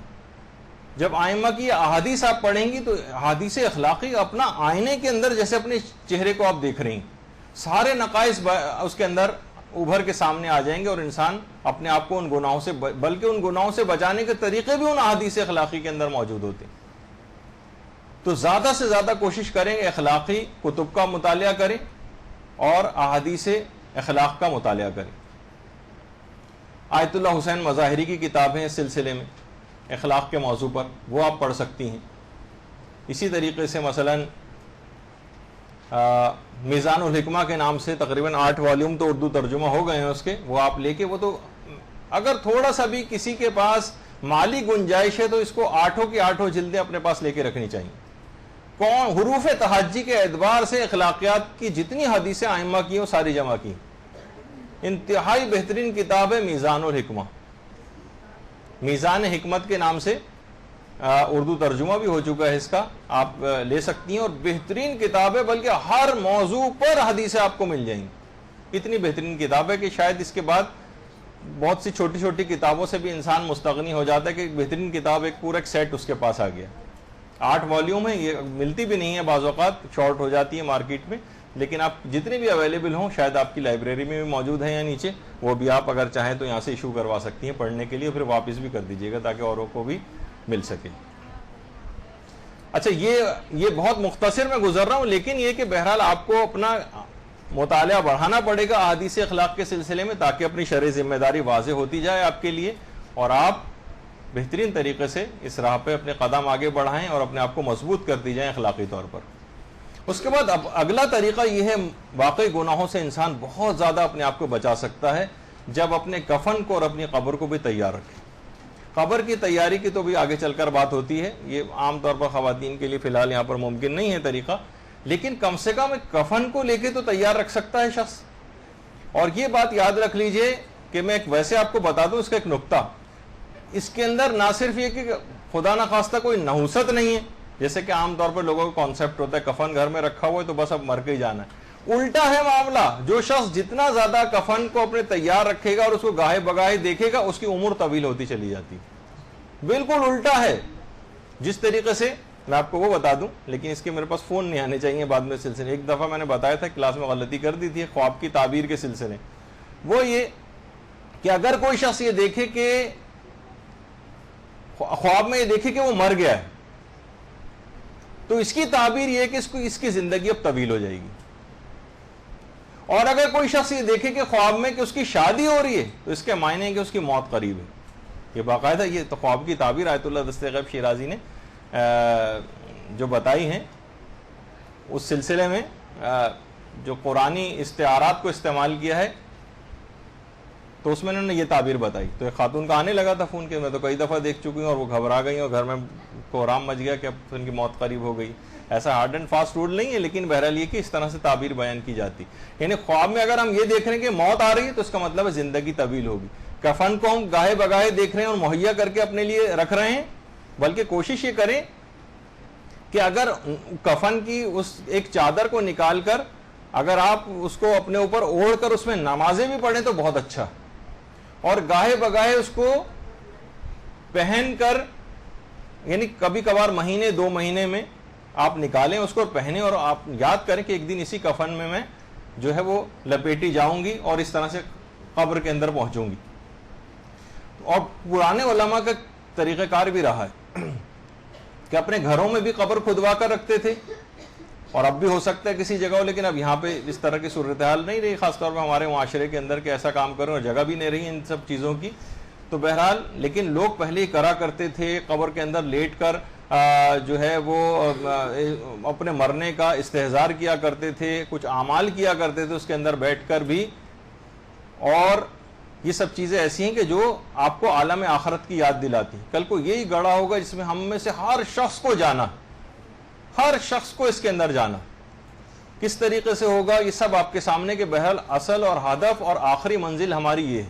اس کی گاہے بگاہے بھی اگر آپ چیزیں دیکھتی رہیں، باقاعدہ بہت سے علماء نے تو ایک طریقہ کار بھی بیان کیا کہ اپنے کسی بھی مرحوم دوست یا سہیلی کی آپ تصویر لے کے، اپنے کسی مرحوم رشتہ دار کی آپ نکال کے اس کو گاہے بگاہے دیکھا کریں. کل کوئی ہمارے ساتھ اٹھتا تھا، بیٹھتا تھا، ہنستا تھا، کھیلتا تھا، باتیں کیا کرتا تھا، آج یہ ہمارے درمیان نہیں، اور اس طرح سے قبر میں جا کر لیٹ گئے. کچھ ہی عرصے بعد ہر شخص کا نمبر ایک کے بعد ایک لگا ہوا ہے، بہرحال اسی گڑھے کے اندر جانا ہے اس کو. یہ اگر منظر آنکھوں کے سامنے رہے گا تو خود بخود گناہوں سے اجتناب کرے گا، ہر وقت اس کے دماغ میں ایک تصویر رہے گی. جب بھی بہت سی روایتوں میں یہ بات آئی ہے کہ مومن کامل وہ ہے کہ جو کہ کم سے کم روزانہ 20 مرتبہ موت کو یاد کرے. 20 مرتبہ موت کو یاد کرے. تو یاد کرنے کے معنی نہیں کہ وہ تسبیح لے کے بیٹھا رہے اور موت موت موت پڑھتا رہے اس کے اوپر، یعنی مختلف ایسی چیزیں دماغ میں لے کر آئے، دیکھے، ایک دوسرے سے قصے بیان کرے، اور تاکہ نا یہ تمام چیزیں موت کی یاد پیدا کرتی ہیں، اور جو موت کی یاد خود گناہوں سے انسان کی حفاظت کرتی. کچھ پتہ نہیں آفات ناگہانی آپ کے سامنے آ رہی ہیں، لوگ کس کس طریقے سے مر رہے ہیں، زلزلوں کے ذریعے مر رہے ہیں، اور مختلف سیلابوں کے نتیجے کے اندر مر رہے ہیں، اور سونامیوں کے نتیجے میں مر رہے ہیں، اور ویسے ہی مر رہے ہیں روزانہ. ہم تو کراچی کے اندر موت کے جتنا رقص ہم لوگوں نے دیکھا ہے، کسی بھی اور شہر والوں نے شاید ہی کبھی دیکھا ہو. تو آنکھوں کے سامنے عبرتیں بکھری ہوئی، بس اس کا احساس کرنا ہے کہ ایک کے بعد ایک نمبر لگا ہوا ہے. جس طریقے سے آپ نے دیکھا ہے کہ جب کبھی مرغی خریدنے جاتے ہیں تو قصائی کا ایک ہاتھ اندر جاتا ہے اور مرغیوں میں سے کوئی ایک مرغی کا انتخاب کر کے وہ نکالتا ہے، اور باقی مرغیاں جو ہیں اپنی باری کا انتظار کر. سب کی باری لگی ہوئی ہے اس پنجرے میں سے، سب کا نمبر آنا ہے. تو بہرحال اس کا دماغ میں اگر انسان موت کا اپنے خیال رکھے. یہی وجہ ہے کہ خود آئمہ کی اپنی اولادوں میں سے ایک خاتون گزری جن کا نام تھا سیدہ نفیسہ. ان کے نام کا ایک دسترخوان بھی ایران میں ہوتا ہے سفرہ سیدہ نفیسہ کے نام سے. باقاعدہ جس طرح امام حسن کا دسترخوان ہمارے ہاں ہوتا ہے اور دیگر اور، تو اس طرح سیدہ نفیسہ کا دسترخوان بھی ہوتا ہے. سیدہ نفیسہ وہ ہیں جنہوں نے اپنے گھر میں اپنی قبر کو کھدوایا ہوا تھا، اور باقاعدہ مصر میں ان سے منسوب ایک مسجد بھی ہے، وہیں ان کی قبر بھی ہے. اور سیدہ نفیسہ نے اپنے گھر میں اپنی قبر کھدوائی ہوئی تھی، اور ایک روایت کے مطابق یا اس حکایت کے مطابق اپنی قبر میں بیٹھ کر 2500 مرتبہ قرآن ختم کیا تھا. ایسی ایسی خواتین گزری ہیں موت کی یاد کے سلسلے میں، انتہائی مقدس، تقوی، پرہیزگاری اور علم سے بھرپور سیدہ نفیسہ اپنے گھر میں اپنی قبر کھدوائی ہوئی تھی. تو اس سے آپ اندازہ لگائیں کہ بہرحال موت کی یاد اگر انسان کے دل و دماغ میں ہر وقت رہے تو پھر گناہوں سے خود بخود اس کی حفاظت ہو جائے گی. کل کو سوچیں آپ کے جو غسل خانوں کا جو تختہ ہوتا ہے جس پہ مردوں کو نہلایا جاتا ہے، کل ہمارا جسم اسی طریقے سے اس تختے کے اوپر رکھا ہوگا. کہاں چلی جائیں گی وہ ساری چیزیں؟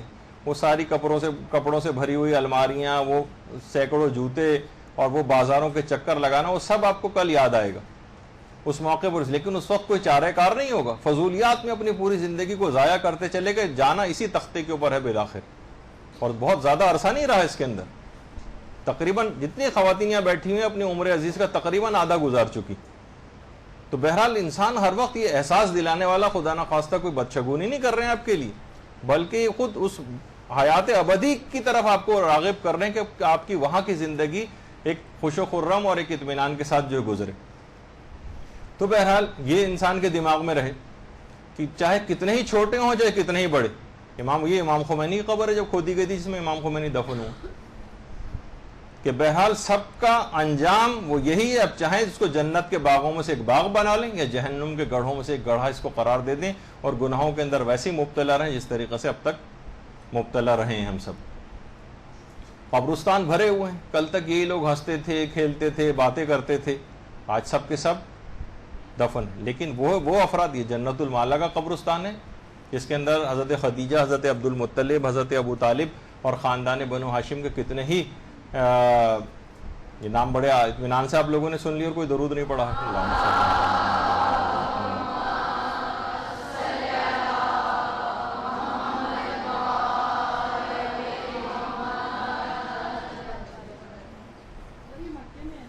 جی مکے میں. اور یہ وادی السلام کا قبرستان ہے نجف میں, وادی السلام, جس میں مقام صاحب الزماں بھی ہے اور اس کے علاوہ حضرت صالح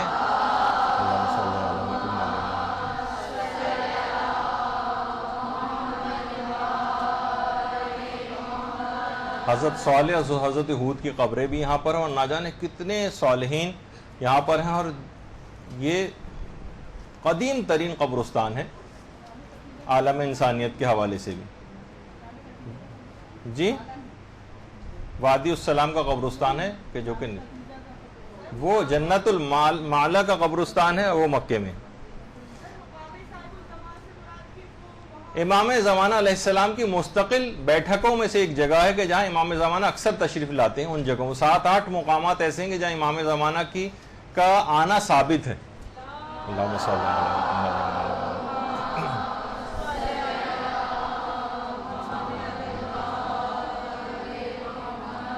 تو بہرحال یہ سب چیزیں ایسی ہیں کہ ان کو ہمیشہ یاد رکھنا چاہیے. اپنی موت کو جس قدر انسان یاد کرے گا اتنا ہی گناہوں سے دور ہوگا, ورنہ غفلت والی زندگی اور عیش و طرب کی زندگی اور لاپرواہی والی زندگی تو گزارتی چلی جائے یہاں تک کہ فرشتہ اجل آ جائے گا اور وہ تختہ آپ سے پہلے دیکھا وہاں پر سفید کپڑے میں لپٹی پڑی ہوں گی.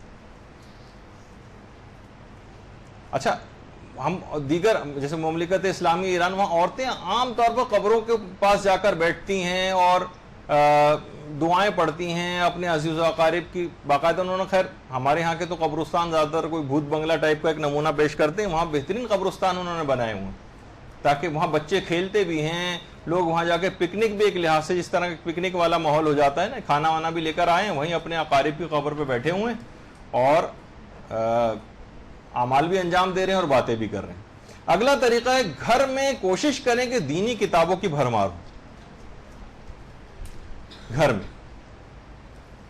دیکھیے جتنا گھر میں دینی کتابیں آپ کی بکھری ہوئی ہوں گی, بکھری سے مراد بے ترتیب نہ پڑی ہوں, ہر کمرے کے اندر کچھ نہ کچھ کتابیں ضرور ہوں. ڈرائنگ روم میں جو سینٹر ٹیبل ہوتی ہے اس کے اوپر کچھ نہ کچھ کتابیں ہوں, حتیٰ کہ بعض اوقات کچن میں بھی کوشش کریں کہ کچھ کتابیں ہوں, ڈائننگ ٹیبل پہ بھی کچھ کتابیں ہوں, آپ کے سرہانے بھی کچھ کتاب ایک چھوٹی سی ایک ضرور وہ رکھیں. میں تو ریکمینڈ کروں گا کہ آپ ایک ٹیبل لیمپ چھوٹا سا ایک ضرور لیں سونے سے پہلے تاکہ لوگ اور ڈسٹرب نہ ہو, وہ آپ جلائیں. روزانہ آدھا گھنٹہ سونے سے پہلے 15 منٹ ضرور مطالعہ کرنے کی عادت ڈالیں. دیکھیں ان کتابوں, دینی کتابوں میں کیا ہوتا ہے, قرآنی آیات ہوں گی, احادیث معصومین علیہم السلام ہوں گی, ان سے خود ایک نورانیت نکلتی. یہ اگر بند بھی پڑی رہیں تو باعث برکت ہوتی. شیاطین وہاں سے فرار اختیار کرتے ہیں. ہر جگہ جب یہ ہوں گے اور کوئی نہ کوئی شخص گھر میں جو افراد کبھی نہیں بھی کچھ پڑھتے ہیں اور دین کی طرف راغب نہیں ہے, کبھی نہ کبھی وہ کتاب اٹھا کے ضرور پڑھ لیں گے. لیکن ایسا نہ ہو کہ وہ شیلف کے اندر ہوں اور اس کے اندر لاک بھی لگا ہوا ہو یا الماریوں کے اندر بند ہوں اور پتہ بھی نہ چل رہا ہو, کسی کو ایکسس میں ہونی چاہیے کتابیں. بلکہ ہر شخص کی, بلکہ تربیت اولاد کے اصولوں میں سے ایک ہے, چاہے بچہ 4 یا 5 سال کا ہی کیوں نہ ہو, اس کی چاہے ایک چھوٹی سی شیلف ہی کیوں نہ ہو جس کے اندر وہ اپنی کتابیں آپ اسے دلوائیں اور وہاں لا کے وہ کتابیں, چاہے چھوٹی چھوٹی کلرنگ بک, یہ وہ اس طرح کی بہت ساری چیزیں جہاں اس کا اپنا پورا ہولڈ ہو اس جگہ کے اوپر, کوئی اس جگہ کو ہاتھ نہ لگائے, کوئی اس جگہ کو چھیڑے نہیں آ کر, اور جو ہے وہ اس بچے کے لیے مخصوص ہو. ہر بچے کی ایک شیلف ہو اور پھر ایک ذاتی لائبریری جس طرح کہا جائے, چاہے وہ بہت چھوٹی کیوں نہ ہو, چاہے وہ 15 کتابوں میں مشتمل ہو, 20 کتابوں میں مشتمل ہو یا 2000 کتابوں میں مشتمل ہو, اگر بڑا آدمی ہے, ہر شخص کی ایک اپنی ذاتی لائبریری ضرور ہونی چاہیے.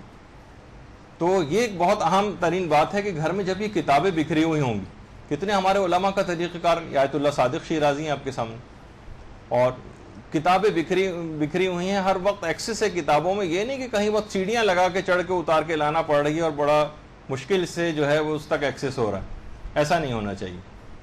یہ آیت اللہ شیخ اسحاق فیاض ہے، دو ایسے ہیں کہ جن کا تعلق تقریباً پاکستان سے، کوئٹہ سے ان کا تعلق ہے، اور اس وقت 4 مراجع یا 5 مراجع میں سے ایک ہیں کہ جن کی آج کل تقلید بھی ہو رہی ہے، آیت اللہ اسحاق فیاض۔ دیکھ رہے ہیں کہ میز ان کے اوپر کتابیں کی کتابیں نظر آ رہی ہیں، ہم اگر ہوں تو سب سے پہلے کتابیں جا کے صاف کریں، میز بالکل صاف نظر آنی چاہیے، کوئی گرد و غبار حتیٰ کہ نہ کوئی کتاب ہو نہ کچھ، نہیں، یہی اس میز کی زینت ہے یہ کتابیں، ہم یہ صفائی ہے نہیں، اس کی زینت نہیں ہوں گی کہ بالکل چٹیل میدان ہم نے گھر کو کتابوں کے حوالے سے بنایا ہوا ہو۔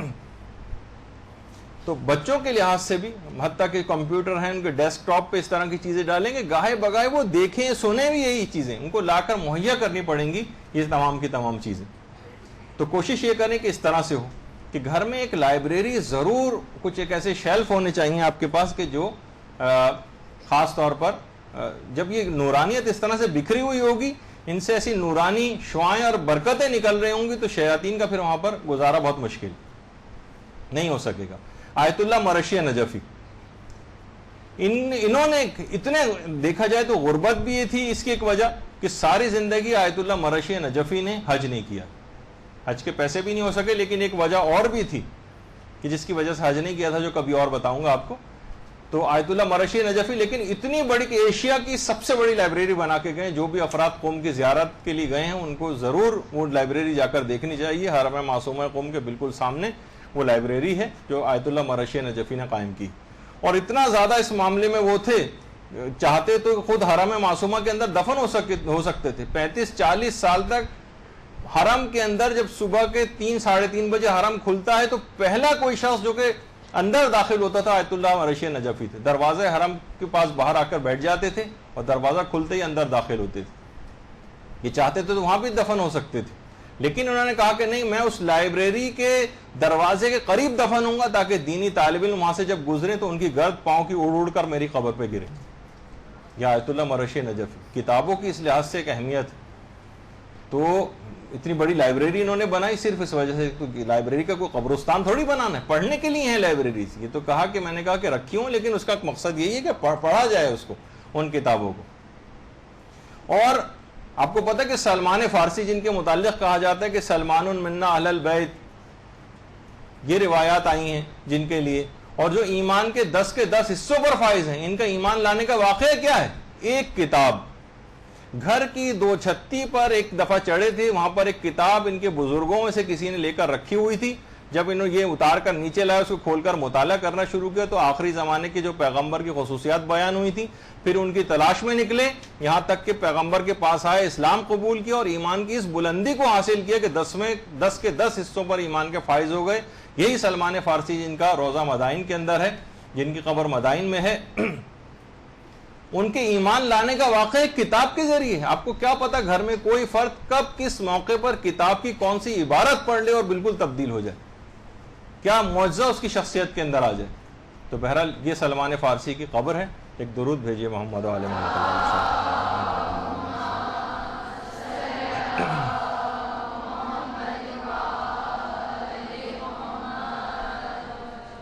اتنی اہمیت تھی کتابوں کی، خود آیت اللہ مرشی نجفی ایک ایک کتاب کو حاصل کرنے کے لیے بعض اوقات ایک سال کی نمازیں اور ایک سال کے روزے اجارے پر لیا کرتے تھے، کہ ایک کتاب کو خریدنے کے لیے جتنے پیسوں کی ضرورت ہوتی ہے اس پہ پورے سال کی نمازیں اجارے پر لے کر پڑھا کرتے تھے۔ مرحومین کی جو قضا نمازیں ہوتی ہیں، وہ ایک سال کے روزے، ایک روزہ ہم سے نہیں رکھا جاتا اپنا واجب، اور وہ دوسرے مرحومین کے روزے اپنے ذمے لے کے اور اجارے کے اوپر رکھ کے، اور ایک تاکہ کتاب کو خرید سکے۔ اور وہ کتابیں اتنی فراوانی کے ساتھ دستیاب ہیں، لائبریریوں میں دستیاب ہیں، گھروں میں دستیاب ہیں، فری میں مل جاتی ہیں، ایک دوسرے سے عاریتاً آپ لے سکتی ہیں، لیکن پھر بھی کوئی نہیں پڑھنے کو تیار ہوتا، تو اسے بدقسمتی نہ کہا جائے تو پھر کیا کہا جائے۔ پھر اس کے بعد اگلا طریقہ ہے کہ ہمیں جو یہ سب چیزیں گناہوں میں مبتلا ہوتے ہیں، اس کی ایک بڑی وجہ یہ کہ ہمارا ایمان اور یقین ہمارا کمزور ہے۔ اپنے یقین اور ایمان میں اضافہ کرنا پڑے گا۔ یقین اور ایمان، جیسے میں نے پہلی جو نشست ہوئی تھی اس میں بھی بات کہی تھی کہ ہمیں جن باتوں کا یقین ہوتا ہے کہ یہ نقصان پہنچانے والی ہیں، ہم ان میں سے کسی بھی بات کو انجام نہیں دیتے. مثلا ہمیں پتا ہے کہ آگ جو ہے ہمیں جلا دے گی, ہم کبھی اپنا ہاتھ جو ہے آگ کے اندر نہیں ڈالتے. مثلا ہمیں پتا ہوتا ہے کہ اگر ہم گھر کی چھت سے نیچے چھلانگ لگائیں تو کتنی ایسی مثالیں. خود ہمیں جب ہاؤس جاب وغیرہ کر رہے تھے تو ہمیں معلوم چلا تھا کہ بچہ چوتھے فلور کی چھت سے نیچے گر پڑا تھا زمین پر, اور اسے خراش تک نہیں آئی. تو ہم نے کتنی ایسی مثالیں کہ لوگ چھت سے نیچے گرے ہیں لیکن پھر بھی بچ گئے. لیکن ہم نے کبھی ٹرائی نہیں کی کہ وہ ہو سکتا ہے ہم بھی بچ جائیں, لیکن ہم کبھی بھی نہیں کرتے کہ ہم چھلانگ لگا کے دیکھیں کہ کیا ہوتا ہے کیا نہیں. حتیٰ کہ یقین تو چھوڑیے, شبہ میں بھی نہیں. شبہ کیا, جس میں صرف اتنا کم ہو کہ مثلا 1,00,000 گلاس رکھے ہوئے ہوں شربت کے, اور آپ کو یہ کہا جائے انہیں 1,00,000 گلاسوں میں سے کسی ایک گلاس میں زہر ملا ہوا ہے, تو آپ پورے 1,00,000 گلاسوں کو چھوڑ دیں گے؟ نہیں بھائی, احتمال تو ہے نا اس بات کا. نیکیاں آپ کہتے ہیں کہ بہت ساری نیکیاں مستقبل میں ادھار ہوتی ہیں. جو انشورنس آپ کراتے ہیں 25 30 سال کا, اس کے بعد کہیں جا کے اس چیز کا فائدہ ملنا ہوتا ہے, اور وہ بھی یقینی نہیں ہوتا کہ فائدہ ملے گا بھی یا نہیں. ایک انشورنس ایجنٹ میرے دوست ہیں, تو اکثر میں ان سے ہی کہتا ہوں جو میرے پیچھے لگتے ہیں انشورنس کرے, میں کہتا ہوں کہ یہ بتائیے کہ مرے بغیر کیا فائدہ ہے اس میں. مرنے کے بعد تو بہت سارے فائدے آپ بتاتے ہیں, ہماری زندگی کا فائدہ بتائیے. تو بہرحال کیونکہ ہمیں یقین ہوتا ہے, بلکہ شک ہوتا ہے, بلکہ احتمال, بلکہ وہم بھی کسی چیز کا ہوتا ہے, تو ہم اس کام کو نہیں کرتے. لیکن اس کے مقابلے میں ہم دیکھتے ہیں کہ ہم گناہ پہ گناہ کرتے چلے جا رہے ہیں جن کے لیے عذاب جہنم کا وعدہ ہے. اس کا مطلب یہ کہ ہمارا یقین ہی نہیں ہے اس کے اوپر, ورنہ کیسے آپ انجام دے رہی ہیں ان چیز کو, ان تمام چیزوں کو. آپ نیکیوں کو کیسے چھوڑ رہی ہیں جبکہ مہوم سے فائدے کے لیے پرائز بانڈ جس طرح کے لوگ لیتے ہیں, اور کتنا کم امکان ہوتا ہے کہ آپ کا پرائز بانڈ نکلے گا, لیکن پھر بھی آپ سالہ سال لے کے پرائز بانڈ اپنے پاس رکھتی ہیں. کیوں؟ صرف اسی وجہ سے کہ آپ کو امید ہے ہلکی پھلکی کہ شاید فائدہ ہوگا. اس کا مطلب ہے کہ نیکیوں کی اتنی امید نہیں کہ اسے ثواب ملے گا بھی یا نہیں ملے گا. یعنی اللہ کے کیے گئے وعدوں پہ ہمیں کوئی یقین نہیں, اس کی گئی وعیدوں پر اور جو عذابوں کا تذکرہ کیا اس پہ بھی ہمیں کوئی یقین نہیں, جب بھی ہم اپنے گناہ پہ گناہ انجام دیتے چلے جا رہے ہیں. تو اپنے یقین اور ایمان کو بڑھانے کے طریقہ کار پہ عمل کرنا چاہیے. لیکن ان کے طریقہ کار بڑھنے کے کیا ہوں یقین کے؟ آیت اللہ دست غیب شیرازی کی کتاب ہے, اس کا نام ہی ہے یقین, اردو میں دستیاب ہے, یہ آپ لے کر پڑھیں, اس میں یقین کو بڑھانے کے طریقے سب لکھے ہوئے ہیں. جو وہ میں یقین بڑھانے کے طریقوں پہ گفتگو شروع کروں گا تو پورا درس آج کا رہ جائے گا. تو بہتر ہے کہ میں ریفر کر رہا ہوں. اگر ابھی کتابوں کی اہمیت بیان ہوئی ہے آپ کے سامنے, آپ اس کتاب کو بازار سے لے کر خریدیں. پتلی سی کتاب ہے, مشکل سے شاید 60-70 پیج کی کتاب ہے. آپ یقین نام ہے اس کا, شہید دست غیب شیرازی کی. جب یقین میں اضافہ ہوگا آپ کے اور ایمان میں اضافہ ہوگا تو خود بخود اس کا لازمی نتیجہ ہے کہ گناہ آپ سے کم ہوتے چلے جائیں گے. یہ ایک چیز ہے. اس کے بعد ایک اور مسئلہ یہ ہے کہ ہم خدا کو حاضر و ناظر نہیں سمجھتے. مثلا اگر کسی بھی جگہ آپ کے کمرے میں اس جگہ پر یہاں 5-7 کیمرے لگا دیے جائیں, اور آپ کو پتا ہو کہ ان کیمروں اس کے ذریعے آپ کو کہیں دیکھا جا رہا ہے. دیکھیں آپ نے کتنے دفعہ دیکھا ہوگا کہ ذرا سا بھی اناؤنسر کبھی اس کو کھانسی بھی آ جاتی ہے ہلکے سے تو معذرت کرتا ہے آپ سے, کتنا الرٹ ہو کے بیٹھتا ہے کہ مجھے سارے لوگ دیکھ رہے ہیں. یہ خاطی انسان جو ہو سکتا ہے دیکھ رہے ہوں, ہو سکتا ہے ان کی نگاہ بچ جائے, ہو سکتا ہے نہیں بھی دیکھ رہے ہوں, ان کی کتنی پرواہ ہوتی. اور ہمیں پتہ چل جائے کہ جناب اتنے کیمرے لگے ہوئے اور ہمیں ایک ایک چیز دیکھ رہے ہیں, تو ہم کتنا اپنے آپ کو سنبھل کے گفتگو کریں گے, کوئی نازیبہ بات نہیں کریں گے. گناہ تو چھوڑیے, چھینکنا اور کھانسنا جس پہ کسی کا کوئی اختیار نہیں ہے, نہ اس کو کوئی برا مانتا ہے, اس پہ بھی لوگ معذرت کرتے ہیں کہ معاف کیجیے گا. تو اس کے معنی یہ ہیں کہ ہم خدا کو حاضر و ناظر سمجھتے نہیں. یہ پوری دنیا, امام خمینی فرماتے تھے, محضر خدا, یہ آنکھوں کے سامنے ایسے ہی جیسے کوئی شخص آپ کو بیٹھ کر آپ کو دیکھ رہا ہو, باقاعدہ ایک پورا پینل ہو, سب آپ کو دیکھ رہے ہیں. تو آپ خود سوچیں کہ آپ کبھی کسی گناہ کی طرف جائیں گی. اس کا معنی یہ کہ ہم خدا کو حاضر و ناظر ہی نہیں سمجھتے, کہ خدا ہم کو ہر وقت دیکھ رہا ہے, ہماری ہر چیز کو نگرانی کر رہا ہے, سارے گناہ اس کے سامنے ہمارے تمام گناہ ظاہر اور آشکار ہیں, پھر بھی ہم ڈھٹائی کے ساتھ اور کمال بغیرتی کے ساتھ ان گناہوں کو انجام دے رہے ہیں. اس کا مطلب ہے کہ خدا والا کانسیپٹ بھی ہمارا صحیح نہیں, ہم خدا کو حاضر و ناظر ہی نہیں سمجھتے. جبکہ ہم دیکھتے ہیں کہ کتنے ہمارے ایسے علماء گزرے ہیں. ایک ملتا ہے کہ آیت اللہ ملا حسین قلی حمدانی کی ساری زندگی کبھی سیدھی ٹانگیں پھیلا کر نہیں سوئے, کہ ایسے ٹانگیں پھیلاؤں محضر خدا میں ہر وقت حاضر ہوں, پروردگار مجھے دیکھ رہا ہے, بے ادبی محسوس ہوتی ہے. دیکھیے ہم سے اس بات کا تقاضا نہیں کیا گیا کہ ہم ٹانگیں پھیلا کے نہ سوئیں، نہ حرام ہے نہ مکروہ ہے نہ کچھ ہے، لیکن میں ایک وہ بتا رہا ہوں کہ یہ خیال اور استحزار جب اتنا زیادہ پرورش پا جاتا ہے انسان کے تو کتنا محتاط ہو جاتا ہے. یعنی سمجھ میں نہیں آتا، یعنی ٹانگیں کیسے پھیلاؤں، محضر خدا میں حاضر ہوں کی بے ادبی کیسے کروں. کبھی اپنی آواز کو بلند نہیں کرتے تھے بہت زیادہ، جس طرح انسان بعض اوقات کسی پہ چلانے لگتا ہے، چیخنے لگتا ہے، محضر خدا میں حاضر ہوں، آواز کو کیسے بلند کروں. آیت اللہ محمد حسین طباطبائی کے متعلق مشہور ہے کہ بہت کم ان کو کبھی دیکھا گیا کبھی ٹیک لگا کے نہیں بیٹھتے تھے. جس طریقے سے انسان ٹیک لگا کے باقاعدہ کسی چیز سے بیٹھتا ہے، بہت کم بیٹھے دیکھا گیا. یعنی محضر خدا میں اپنے آپ کو حاضر سمجھتے. تو بہرحال یہ سب چیزیں ایسی ہیں کہ خدا کو حاضر و ناظر کہیں لکھ کر لگائیے، کہیں آپ اب جس جگہ بیٹھ کے کام کرتی ہوں وہاں پر لگائیے کہ خدا ہمیں دیکھ رہا ہے، دیکھ رہا ہے، دیکھ رہا ہے، ہر جگہ لکھ کے لگا دیں تاکہ دماغ میں خیال رہے کہ جو بھی گناہ میں کر رہی ہوں خدا ہم کو دیکھ رہا ہے، تاکہ اس گناہ کی طرف نہ جانے پاؤں. اس کے اور طریقے بھی ہیں لیکن انشاءاللہ اس پہ موضوع پہ کبھی اور گفتگو ہوگی.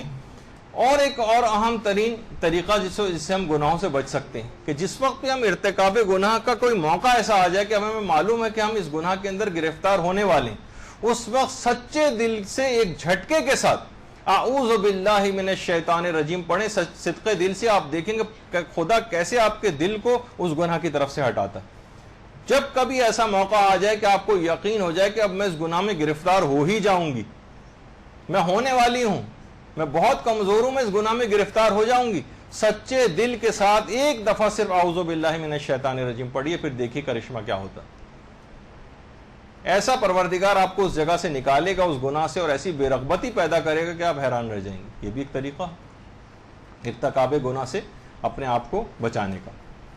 اس کے بعد اگلا طریقہ ہے، اگرچہ اس پہ بڑی تفصیلی گفتگو ہر چیز پہ ہو سکتی ہے لیکن سب چیزیں، اگر آپ زیادہ سے زیادہ نیکیوں کا حکم دینے کی اور لوگوں کو برائی سے روکنے کی عادی بن جائیں، امر بالمعروف و نہی عن المنکر، اس کی عادی اگر آپ ہو جائیں، لیکن اس خاص طریقہ کار سے جس پہ آپ کی شاید پوری 1.5 گھنٹے کی 2 کلاسز یا 3 کلاسز آپ کی صرف اس کے فقہی مسائل پہ ہوں گی، امر بالمعروف و نہی عن المنکر کیسے کیا جاتا ہے. ورنہ انسان زیادہ تر بجائے ثواب کی گناہ میں گرفتار ہو جاتا ہے اگر اس کے مسائل کو صحیح طور پر نہ پڑھا جائے اور حاصل نہ کیا جائے. لیکن امر بالمعروف کرنے کا لازمی نتیجہ یہ ہوگا کہ آپ خود اس گناہ سے بچ جائیں گے. آپ کو شرم محسوس ہوگی، ارے یہ کام تو میں بھی کرتی ہوں، تو آپ پہلے اپنے آپ کو اس سے روکیں گی، اور اس کے بعد جب لوگوں کی آپ عادی بن جائیں گی کہ آپ امر بالمعروف اور نہی عن المنکر کریں، لوگوں کو نیکی کی طرف لائیں، برائی سے روکیں، تو ایک موقع ایسا آئے گا کہ آپ خود بھی ان گناہوں سے رک جائیں گی. جس کی مثال آیت اللہ آقا محسن قرطی بیان کرتے ہیں کہ جس طریقے سے کپڑا پاک کرنے والے کے ہاتھ کپڑا کو پاک کرنے کے ساتھ ساتھ خود بھی پاک ہو جاتے ہیں، الگ سے پاک کرنے کی ضرورت پیش نہیں آتی. کپڑا چلے پاکی کی تو چھوڑی، گندا کپڑا ہے، کوئی شخص اگر جو ہے کپڑے کو دھو رہا ہے اور صابن لگا رہا ہے اور سب کچھ کر رہا ہے، اس کے اپنے ہاتھ بھی تو صابن کے نتیجے میں صاف ہو رہے ہیں، صفائی کر رہا ہے کسی اور چیز کی اور صاف ہو رہے ہیں اپنے ہاتھ. تو اسی طریقے سے وہ صفائی کر رہا ہے کسی اور کے گناہوں کی، اس کو روک رہا ہے گناہوں سے، اسے نیکیوں کی طرف راغب کر رہا ہے. تو یہ کیسے ممکن ہے کہ وہ خود ان گناہوں سے اور ان پاک صاف نہ ہو جائے اور خود ان نیکیوں کو نہ کرنے لگے کہ جس کی طرف وہ دوسروں کو راغب کر رہا ہے اور اس کی طرف رغبت دلا رہا ہے. اس پہ لیکن انشاءاللہ یہ بھی تفصیل سے گفتگو ہوگی، لیکن اس کے آپ عادی بنے. ہم سوچتے ہیں کہ کیونکہ ہم بھی یہ کرتے ہیں تو ہم کس دوسرے کو کیسے کہہ سکتے ہیں، اس وجہ سے نہ ان کو ہم روکتے ہیں اور نہ خود ان گناہوں سے روکتے ہیں. یہ خود ایک بہت بڑی اہم چیز ہے جو آپ کو گناہوں سے روک سکتی. لیکن وہاں پہ بھی دیکھیں، ایران میں بھی اگر کوئی بے پردہ عورت اس طرح سے جا رہی ہے تو وہ یہ نہیں کہہ سکتی کہ میں بالکل آزاد ہوں، ہر شخص کو اسلام نے آزاد پیدا کیا، میری جو مرضی. نہیں، آپ کے بے پردگی سے لوگ خراب ہو رہے ہیں، معاشرے کو نقصان پہنچ رہا ہے.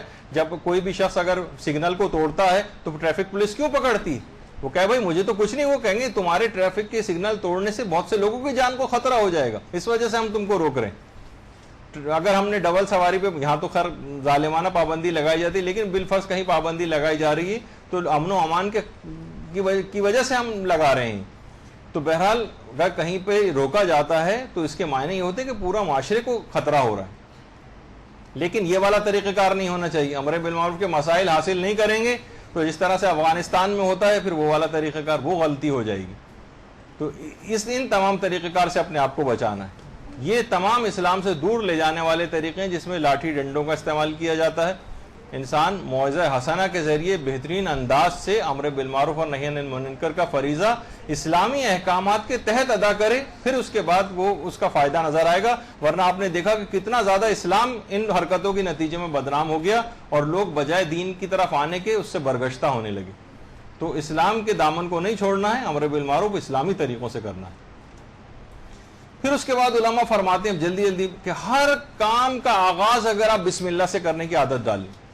باقاعدہ آیت اللہ سیستانی سے تو پوچھا بھی گیا کہ یہ جو ہر کام سے پہلے بسم اللہ یہ بطور تبرک ہے یا اس کا استحباب الگ سے ثابت ہے کہ ہر کام سے پہلے بسم اللہ پڑھی جائے؟ انہوں نے کہا کہ تبرک نہیں، یعنی اس طور پر نہیں کہا گیا کہ تبریک کے طور پر یا برکت کے لیے، بلکہ الگ سے اس کا استحباب آیا ہے. ہر کام سے پہلے بسم اللہ پڑھنا الگ سے مستحب ہے یہ. اچھا، جب آپ ہر کام سے پہلے بسم اللہ کی عادی ہو جائیں گے تو خود بخود اس کام کے اندر اللہ کی ایک رضایت اور اللہ کی طرف سے ایک رحمت اور برکت آ جائے گی. اور پھر جب یہ ہر وقت جب نام خدا اس طرح سے زبان کے اوپر آئے گا تو پھر آپ کا دل خود بخود گناہوں کی طرف جانے کو چاہے گا ہی. یہ گویا ایک لحاظ سے آپ کو خود روکے گا، پروردگار کا جتنا ذکر آپ کرتی جائیں گی یہ خود آپ کو گناہوں سے روکے گا. یہی وجہ ہے کہ ہمارے ایک عالم گزرے ہیں جن کا نام تھا رضی الدین ابن طاؤس. بہت بڑے عالم گزرے ہیں، اور یہ وہ عالم تھے کہ ان کی باقاعدہ پوری ایک لائبریری ہر جگہ ساتھ چلتی تھی اونٹوں پر. 30-40 اونٹوں پر اگر ایک شہر سے دوسرے شہر بھی جاتے تھے تو مطالعے کے اتنے رسیہ تھے کہ ایک لائبریری ساتھ جاتی تھی اونٹوں پر. رضی الدین ابن طاؤس، ان کا طریقہ کار یہ تھا، یہ کبھی بھی کسی روٹی کو اور کسی کھانے کو اور کسی ایک لقمے کو بھی بغیر بسم اللہ پڑھے نہیں کھاتے تھے. ایک تو یہ ہے نا ہمارے ہاں کہ بسم اللہ الرحمن الرحیم ہم نے پڑھا اور پورا کھانا اس کے بعد کھا گئے. یہ ہر نوالے سے پہلے بسم اللہ پڑھتے تھے، ہر الگ الگ نوالے پہ الگ الگ بسم اللہ. کوئی کھانا 2-3 کھانے مثلا اگر رکھے ہوئے سامنے، ہر ایک کو کھانے سے پہلے بسم اللہ. بلکہ گھر کی عورتوں سے پوچھتے تھے کہ جس وقت تم روٹی آٹا گوندھ رہی تھیں یا روٹی پکا رہی تھیں تم باوضو تھیں یا نہیں تھیں، اور دوسرا کہ تم نے بسم اللہ پڑھی تھی یا نہیں تھی. اگر ان میں سے کوئی ایک چیز بھی کم ہوتی تھی تو رضی الدین ابن طاؤس اس وقت کا کھانا نہیں کھاتے تھے. کہا کہ ٹھیک ہے میں ایسے گزارا کر لیتا ہوں. اور پھر اس کے بعد جب اگلا کوئی موقع آتا تھا تو اس وقت پھر ان کے گھر کی جو خواتین تھیں وہ ان باتوں کا ظاہر ایک آدھ دفعہ ہی کبھی ایسا ہوا ہوگا، لیکن جب معلوم ہے کہ رضی الدین ابن طاؤس کھانا ہی نہیں کھائیں گے تو وہ ہمیشہ اس بات کا پھر جو ہے وہ لازمہ کرتی تھیں کہ ضرور بسم اللہ بھی پڑھی جائے اور باوضو ہو کر کھانا پکایا جائے. تو بہرحال دیکھیں کہ ہر کام سے پہلے بسم اللہ کا اتنا زیادہ فائدہ ہے. اچھا، اسی طریقے سے ایک اور طریقہ ہے لیکن اس پہ ہم ویسے کبھی اور گفتگو کریں گے. لیکن بہرحال نوجوانوں کو بہت سے گناہوں سے بچانے کے لیے ان کی جلد شادی ہو جانا یہ بھی بہت ضروری ہے. لیکن یہ تربیت اولاد کے سلسلے میں باقاعدہ آپ لوگوں کا پورا سیمسٹر ہوگا ہی تو اس میں ہم تفصیل بیان کریں گے. لیکن یہ کہ ابھی یہ پڑھ جائے پھر اس کے بعد جاب حاصل کر لے اور جاب حاصل کرنے کے بعد اتنا پیسہ کمانے لگے کہ پھر یہ انڈیپینڈنٹلی بھی رہ سکے، اور اس میں لڑکوں کی اور لڑکیوں کی عمریں اتنی زیادہ نکلتی چلی جاتی ہیں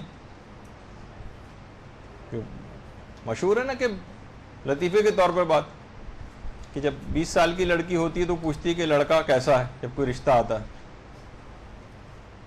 پھر جب وہ 30 سال کی ہوتی ہے تو پوچھتی ہے کہ لڑکا کرتا کیا ہے، اور جب 40 سال کی ہوتی ہے تو وہ کہتی ہے کہاں ہے. تو اس طرح سے دیر پہ دیر ہوتی چلی جاتی، مشکلات کھڑی ہوتی ہیں، تو بہت سے گناہوں میں بھی انسان گرفتار ہو جاتا ہے. تو جتنی بھی جلد ہو سکے، اور گھر والوں کو بھی چاہیے، علماء نے افسوس کا اظہار کیا. آیت اللہ ابراہیم امینی نے اس موضوع پہ بہت کام کیا اور افسوس کا اظہار کیا والدین کے لیے کہ آپ جو کہ تھوڑا سا بھی آپ کا بچہ بیمار پڑ جاتا ہے تو آپ کی نیندیں اڑ جاتی ہیں، اس کو دنیا جہان کے ڈاکٹروں کے پاس لے جاتے ہیں، لیکن نفسیاتی طور پر کتنی پریشانیوں کا وہ شکار ہوتا ہے شادی نہ کرنے کی وجہ سے. لیکن آپ دیر پہ دیر کرتے چلے جاتے ہیں. تو بڑا افسوس کا اظہار کیا ایسے والدین پر جو اتنی زیادہ تاخیر سے کام لیتے ہیں اپنی کچھ خود ساختہ خواہشات جو انہوں نے اپنے تئیں بنا رکھی ہیں اس کی تکمیل کے لیے، چاہے اس سے کے نتیجے میں اولاد کو کتنا ہی نقصان کیوں نہ ہو جائے. تو بہرحال اس پہ کبھی اور تفصیل سے اس موضوع پہ بات ہوگی. ابھی تو اتنا وقت نہیں ہے ہمارے پاس، سوالات بھی سلسلے میں بہت سارے ہوں گے، پھر صاحب کے حل بھی بتانے پڑیں گے آپ کو. تو بہرحال ایک طریقہ کار یہ ہے.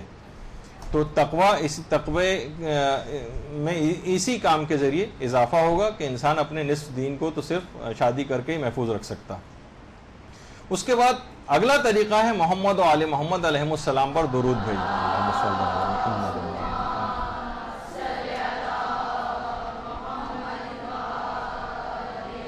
کہ گناہوں کے پورے دیوان کو فقط ایک درود بھی ختم کر سکتا. اس نیت سے بھی کبھی آپ ایک تسبیح درود کی پڑھیں کہ مجھ سے گناہ نہ ہونے پائیں. یہ خود اتنی طاقت رکھتی ہے. میں انشاءاللہ کبھی اور تفصیل اس کی بتاؤں گا. شاید ابھی رمضان کے قریب کچھ ایسے اعمال ہیں خاص طور پر کہ علماء بہت زیادہ اثر پذیری کے قائل ہیں اس سلسلے میں درود پڑھنے کی، کہ اگر آپ درود پڑھیں گے اس مخصوص نیت کے ساتھ اپنے کاموں کی انجام دہی کے سلسلے میں وہ کام آسانی کے ساتھ ہو جائیں گے، اور پلس یہ کیا انسان گناہوں سے بھی اس انداز سے بچ سکتا.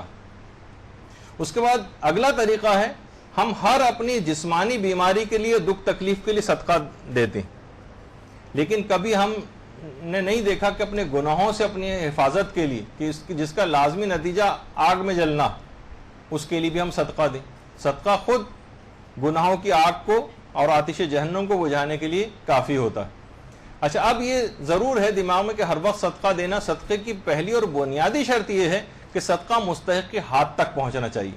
آپ نے گھر میں صدقہ لے کے الگ رکھ دیا، الگ دراز میں ڈال دیا، اپنے پرس میں ڈال دیا، کسی الماری کے کونے میں ڈال دیا کہ جب جمع ہو جائیں گے تو فقیر کو دوں گی، تو یہ اس وقت کاؤنٹ ہوگا جب فقیر کے ہاتھ میں پہنچ جائے گا.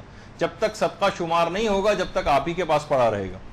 تو اس کا ایک حل ہے. اب ہم کیا کریں، بعض اوقات رات ہو رہی ہوتی ہے، مریض ایک دم سے کوئی گھر میں ہو گیا، ایک دم سے بیمار پڑ گیا، اب ہمیں صدقہ نکالنا ہے، ہم فقیر ڈھونڈنے کہاں جائیں گے؟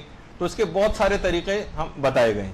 مثلا ہم جہاز میں سفر کر رہے ہیں، ایک دم سے جہاز میں ٹربولنس ہوئی، جہاز اوپر نیچے ہونا شروع ہو گیا، فوراً صدقہ دے کے اپنی بلا کو ٹالنے کا حکم ہے. اب کس کو صدقہ دیں وہاں جہاز میں؟ کچھ طریقے ہیں کہ جس کو کیا جا سکتا ہے. ابھی اسی کا تو بیان ہو رہا ہے، باکس دکھایا ہے اس وجہ سے آپ کو. اب ایک طریقہ کار یہ ہے، دو تین طریقے آپ کر سکتی ہیں. یا تو آپ نے اگر کسی کو صدقہ دیا ہوا ہے، صدقہ، تو پھر آپ آپ نے قرضہ اگر کسی کو دیا ہوا ہے، قرضہ اگر آپ نے کسی کو دیا ہوا ہے تو آپ اس قرضے میں سے کچھ مائنس کر دیں. جو آپ کہیں گے بھائی میں نے اس کو 2000 روپے قرضہ دیے ہوئے ہیں، ٹھیک ہے 100 روپے اس میں سے میں معاف کرتی ہوں. اب میں اگر وہ واپس کریں گے بھی تو میں 1900 لے کے باقی 100 روپے میں واپس کر دوں گا. خود بخود آپ کو صدقے کا ثواب اسی وقت مل جائے گا، دماغ میں کیلکولیشن کرنے کے نتیجے میں، اور جو بلا ٹلنی ہے فوراً ٹل جائے گی. ایک تو طریقہ کار یہ. اچھا، دوسرا طریقہ کار یہ ہے کہ آپ اس مستحق سے اجازت ہی لے لیں جس کو آپ اکثر صدقہ پہنچاتی. آپ کہیں کہ بھائی میں آپ ہی کو صدقہ دوں گی، یا صدقہ کا کہنا بھی ضروری نہیں، آپ اس کی مدد کرتی ہیں، میں جو مدد کے پیسے ہیں آپ جو مجھ سے 1000 روپے لے کر جاتے ہیں تو میں ایک تھوڑا تھوڑا کر کے ان کو نکالتی ہوں، تو آپ مجھے اجازت دیتے ہیں کہ میں 1 مہینے تک اپنے پاس رکھوں، جب 1 مہینہ پورا ہو جائے گا تو جتنے ہوں گے میں آپ کو دے دوں گی. وہ مستحق آپ کو اجازت دیتے کہ ٹھیک ہے میری طرف سے اجازت ہے. تو جیسے ہی آپ صدقہ نکال کے الگ کریں گی وہ فوراً صدقے کے سارے فائدے بھی آپ کو دلوا دے گا، کیونکہ آپ اس مستحق سے اجازت لے چکی. یہ دو طریقے کار ہو گئے. بعض اوقات یہ ہوتا ہے کہ ہمیں اچھا نہیں لگ رہا ہوتا، وہ بھی سمجھے گا اچھا یہ روزانہ اپنا صدقہ نکال کے ہمیں دیتی ہیں، تو صدقے میں بتانا بھی ضروری نہیں ہوتا کہ ہم اسے صدقہ دے رہے ہیں. تیسرا طریقہ یہ ہے کہ ہم حاکم شرع یا اس کے نمائندے سے اجازت لے لیں. مجتہد کا وکیل، کیونکہ غریبوں کے امور کا نگران بھی مجتہد ہوتا ہے، تو مجتہد خود یا اس کا وکیل جو ہوتا ہے. تو اسی مقصد کے لیے خود مدرسے نے بھی صندوقچی اس طرح کے جو صدقہ باکس جو بنائے ہوئے ہیں، اور اس میں ہم نے حاکم شرع کے وکیل کی اجازت بھی لے لی ہے کہ اگر کوئی شخص اپنے گھر میں صندوقچی رکھتا ہے اور یا یہ باکس رکھتا ہے تو اس کے اندر جیسے ہی پیسہ ڈالے گا وہ فوری طور پر یہی شمار ہو جائے گا کہ وہ صدقے کے سارے فائدے بھی آپ کو دلوا دے گا، اور یہ شمار ہو جائے گا کہ گویا فقیر کے ہاتھ تک وہ چیز پہنچ گئی. تو یہ 3 طریقے ہیں کہ جس سے وہ فوری آپ کو فائدہ پہنچانے والے. تو یہاں سے آپ مدرسے کی انتظامیہ سے لے بھی سکتی ہیں. اس کو آپ کو سہولت پہنچانے کے لیے ہی وہ صندوقچی اسکیم شروع کی گئی ہے، اور مستحقین اکثر جو ہوتے ہیں اس سے ان کی امداد ہوتی ہے، اور ایک شرعی پیمانوں کا خیال کرتے ہوئے، اور حاکم شرع کی اجازت یافتہ صندوقچی ہے تو آپ کو فوراً فائدے دلوا دے گی وہ. اور صدقے کے لیکن الگ سے آپ لوگوں کی کلاس بھی ہوگی جس میں صدقے کے فقہی احکام بیان کیے جائیں گے. تو بہرحال یہ ہاتھ سے نکلنے والا صدقہ اس نیت سے آپ ڈالیں کہ مجھ سے گناہ نہ ہونے پائیں، تو جو بھی نیت آپ صدقہ دیتے وقت کریں گی وہ انشاءاللہ ضرور وہ دعا قبول ہو جائے گی۔ اس کے بعد تلاوت قرآن کرنا، یہ خود گناہوں سے بہت بچانے والا عمل، تلاوت قرآن۔ ہم دیکھتے ہیں کہ کتنے بڑے بڑے علماء کتنا زندگی میں ایسے نیک اعمال انجام دیے ہیں ثواب جاریہ کے لحاظ سے، لیکن پھر بھی ہر وقت قرآن سے وابستہ نظر آتے ہیں۔ تلاوت قرآن روزانہ کی بنیاد پر کرنا، کہ باقاعدہ قرآن کے اندر ایک آیت ہے کہ پیغمبر اسلام باقاعدہ شکوہ کریں گے کہ پروردگار میری قوم نے قرآن کو تنہا چھوڑ دیا۔ قرآن کی آیت ہے باقاعدہ کہ میری قوم نے قرآن کو تنہا چھوڑ دیا۔ تو قرآن کو تنہا نہیں چھوڑنا ہے، قرآن کو پکڑے رہنا ہے، اور فقط تلاوت کی حد تک نہیں، اس پر عمل کے لحاظ سے بھی، لیکن کم سے کم تلاوت کی حد تک تو انسان رہے۔ ایران کے اندر ہم دیکھتے ہیں کہ باقاعدہ حرم امام رضا علیہ الصلوۃ والسلام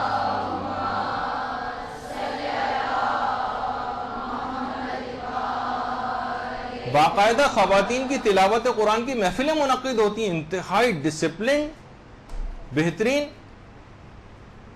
اور خواتین آ کر وہاں ایک ایک جز جو ہے وہ تلاوت کرتی ہیں آ کر، پھر دوسری خواتین وہاں پر آ جاتی ہیں۔ تو کیوں قوم ساری دنیا کے مقابلے میں کس طرح سے ڈٹی ہوئی ہے اور ترقی بھی کر رہی ہے، اور ہم اس کے باوجود بھی جبکہ اتنے امن و امان میں تب بھی ہمیں توفیق حاصل نہیں ہوتی کہ اس طرح سے کوئی ارینجمنٹ ہم یہاں پر کر سکیں۔ اسی طریقے سے مرد حضرات ہیں، یعنی کس طرح سے تلاوت قرآن کر رہے ہیں کہ ایک الگ سے ایک تقدس اور قرآن کو اہمیت دی ہوئی ہے، کیوں تعریف نہ کریں ان کی۔ مثلا لوگ کہتے ہیں کہ بھائی آپ ہر وقت انہی کی تعریف، بھائی تعریف کے قابل افراد کی تعریف کی نہیں، خود ایک نیک لوگوں کی نیکیاں لوگوں میں اجاگر کریں، ان کی ستائش کریں تاکہ نیکیاں معاشرے میں پھلتی پھولتی نظر آئیں۔ ہم صرف ٹی وی پہ دیکھ رہے ہیں کہ سارے بدکاروں کی ہر وقت صبح شام ٹی وی کے اوپر تعریف ہوتی رہتی، ماشاءاللہ بہت آپ ورسٹائل فنکارہ ہیں اور بہت آپ نے ماشاءاللہ بڑی آپ کی البم ریلیز ہوئی ہے، خوب تعریفیں ہو رہی ہیں ان کی، اور جو نیکوکار ہیں ان کی کوئی تعریف ہی نہیں ہے کہیں پہ بھی، کوئی تعریف کر دے تو آپ فوراً ایجنٹ قرار دے دیتے ہیں ان کو۔ تو بہرحال اسی طریقے سے تلاوت قرآن کے لحاظ سے معذور افراد تک ویل چیئرز پر آتے ہیں اور باقاعدہ تلاوت قرآن اس لحاظ سے کرتے ہیں۔ گھر پر خواتین باقاعدہ اپنے گھروں پر تلاوت قرآن کی محافل منعقد کرتی ہیں، ساری خواتین جمع ہوں اور ایک ایک جز تلاوت قرآن کریں، اس کے بعد کوئی بھی شیرینی یا کوئی بھی حصہ یا تبرک وغیرہ تقسیم کیا جائے، گھر میں ایک برکت ہوگی، نورانیت ہوگی۔ باقاعدہ اس طرح کی چیزیں گھروں میں پہلے دیکھنے میں آتا تھا انقلاب کے بعد تسبیحوں کی، کہ بہت سے افراد تسبیحوں کی محفل منعقد کرتے تھے کہ 10,000 دفعہ مثلا ہم درود پڑھیں گے یا فلاں ذکر کریں گے، اور اس کے بعد ایک طریقہ کار ہوتا تھا، لیکن آہستہ آہستہ وہ بھی ہمیں معاشرے کے اندر ختم ہوتا نظر آ رہا ہے۔ تو لہٰذا ان سب کو اجاگر کرنے کی ضرورت ہے۔ معاشرے سے دیکھیے گناہ اور گھر سے گناہ جب بھی ختم ہوں گے، جب ایسی محفلیں گھر میں منعقد ہوں گی، وہاں کہاں آپ خیال کرتی ہیں کہ وہاں پر گناہ پنپ سکیں گے اور لوگ وہاں کے خراب ہو سکیں گے؟ ایسی نورانیت ہوگی۔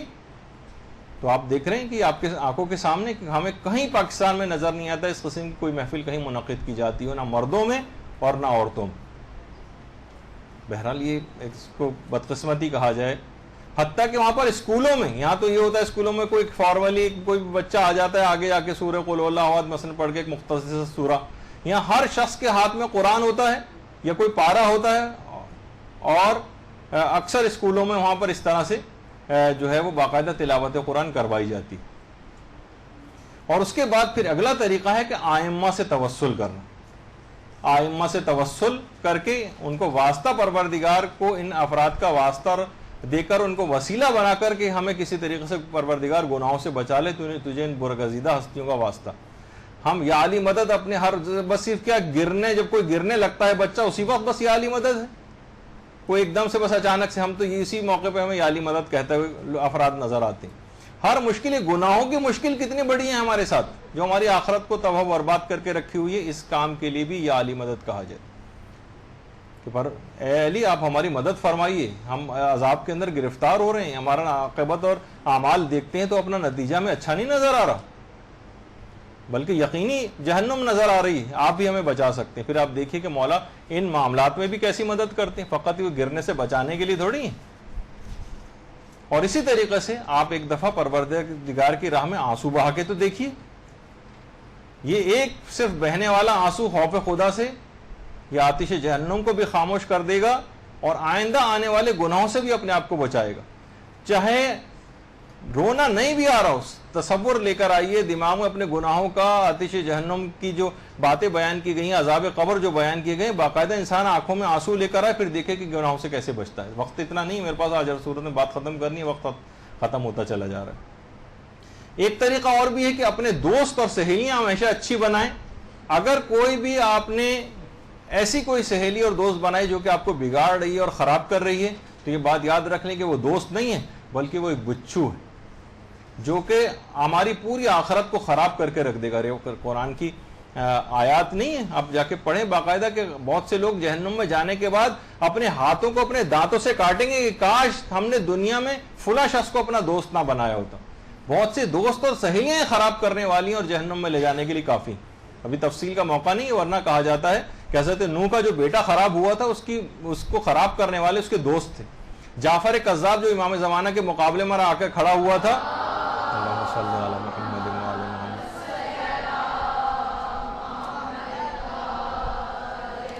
اس کو خراب کرنے والے دوست تھے۔ بہت سی روایات میں ایسے افراد کو سانپ سے بھی تشبیہ دی گئی۔ تو یہ دوست نہیں ہے اور یہ سہیلیاں نہیں، یہ بچھو اور سانپ ہیں آپ کے لیے، کہ جو کہ خود ہم اپنے لیے اس دنیا میں مہیا کر کے جا رہے ہیں اپنی قبر کے واسطے۔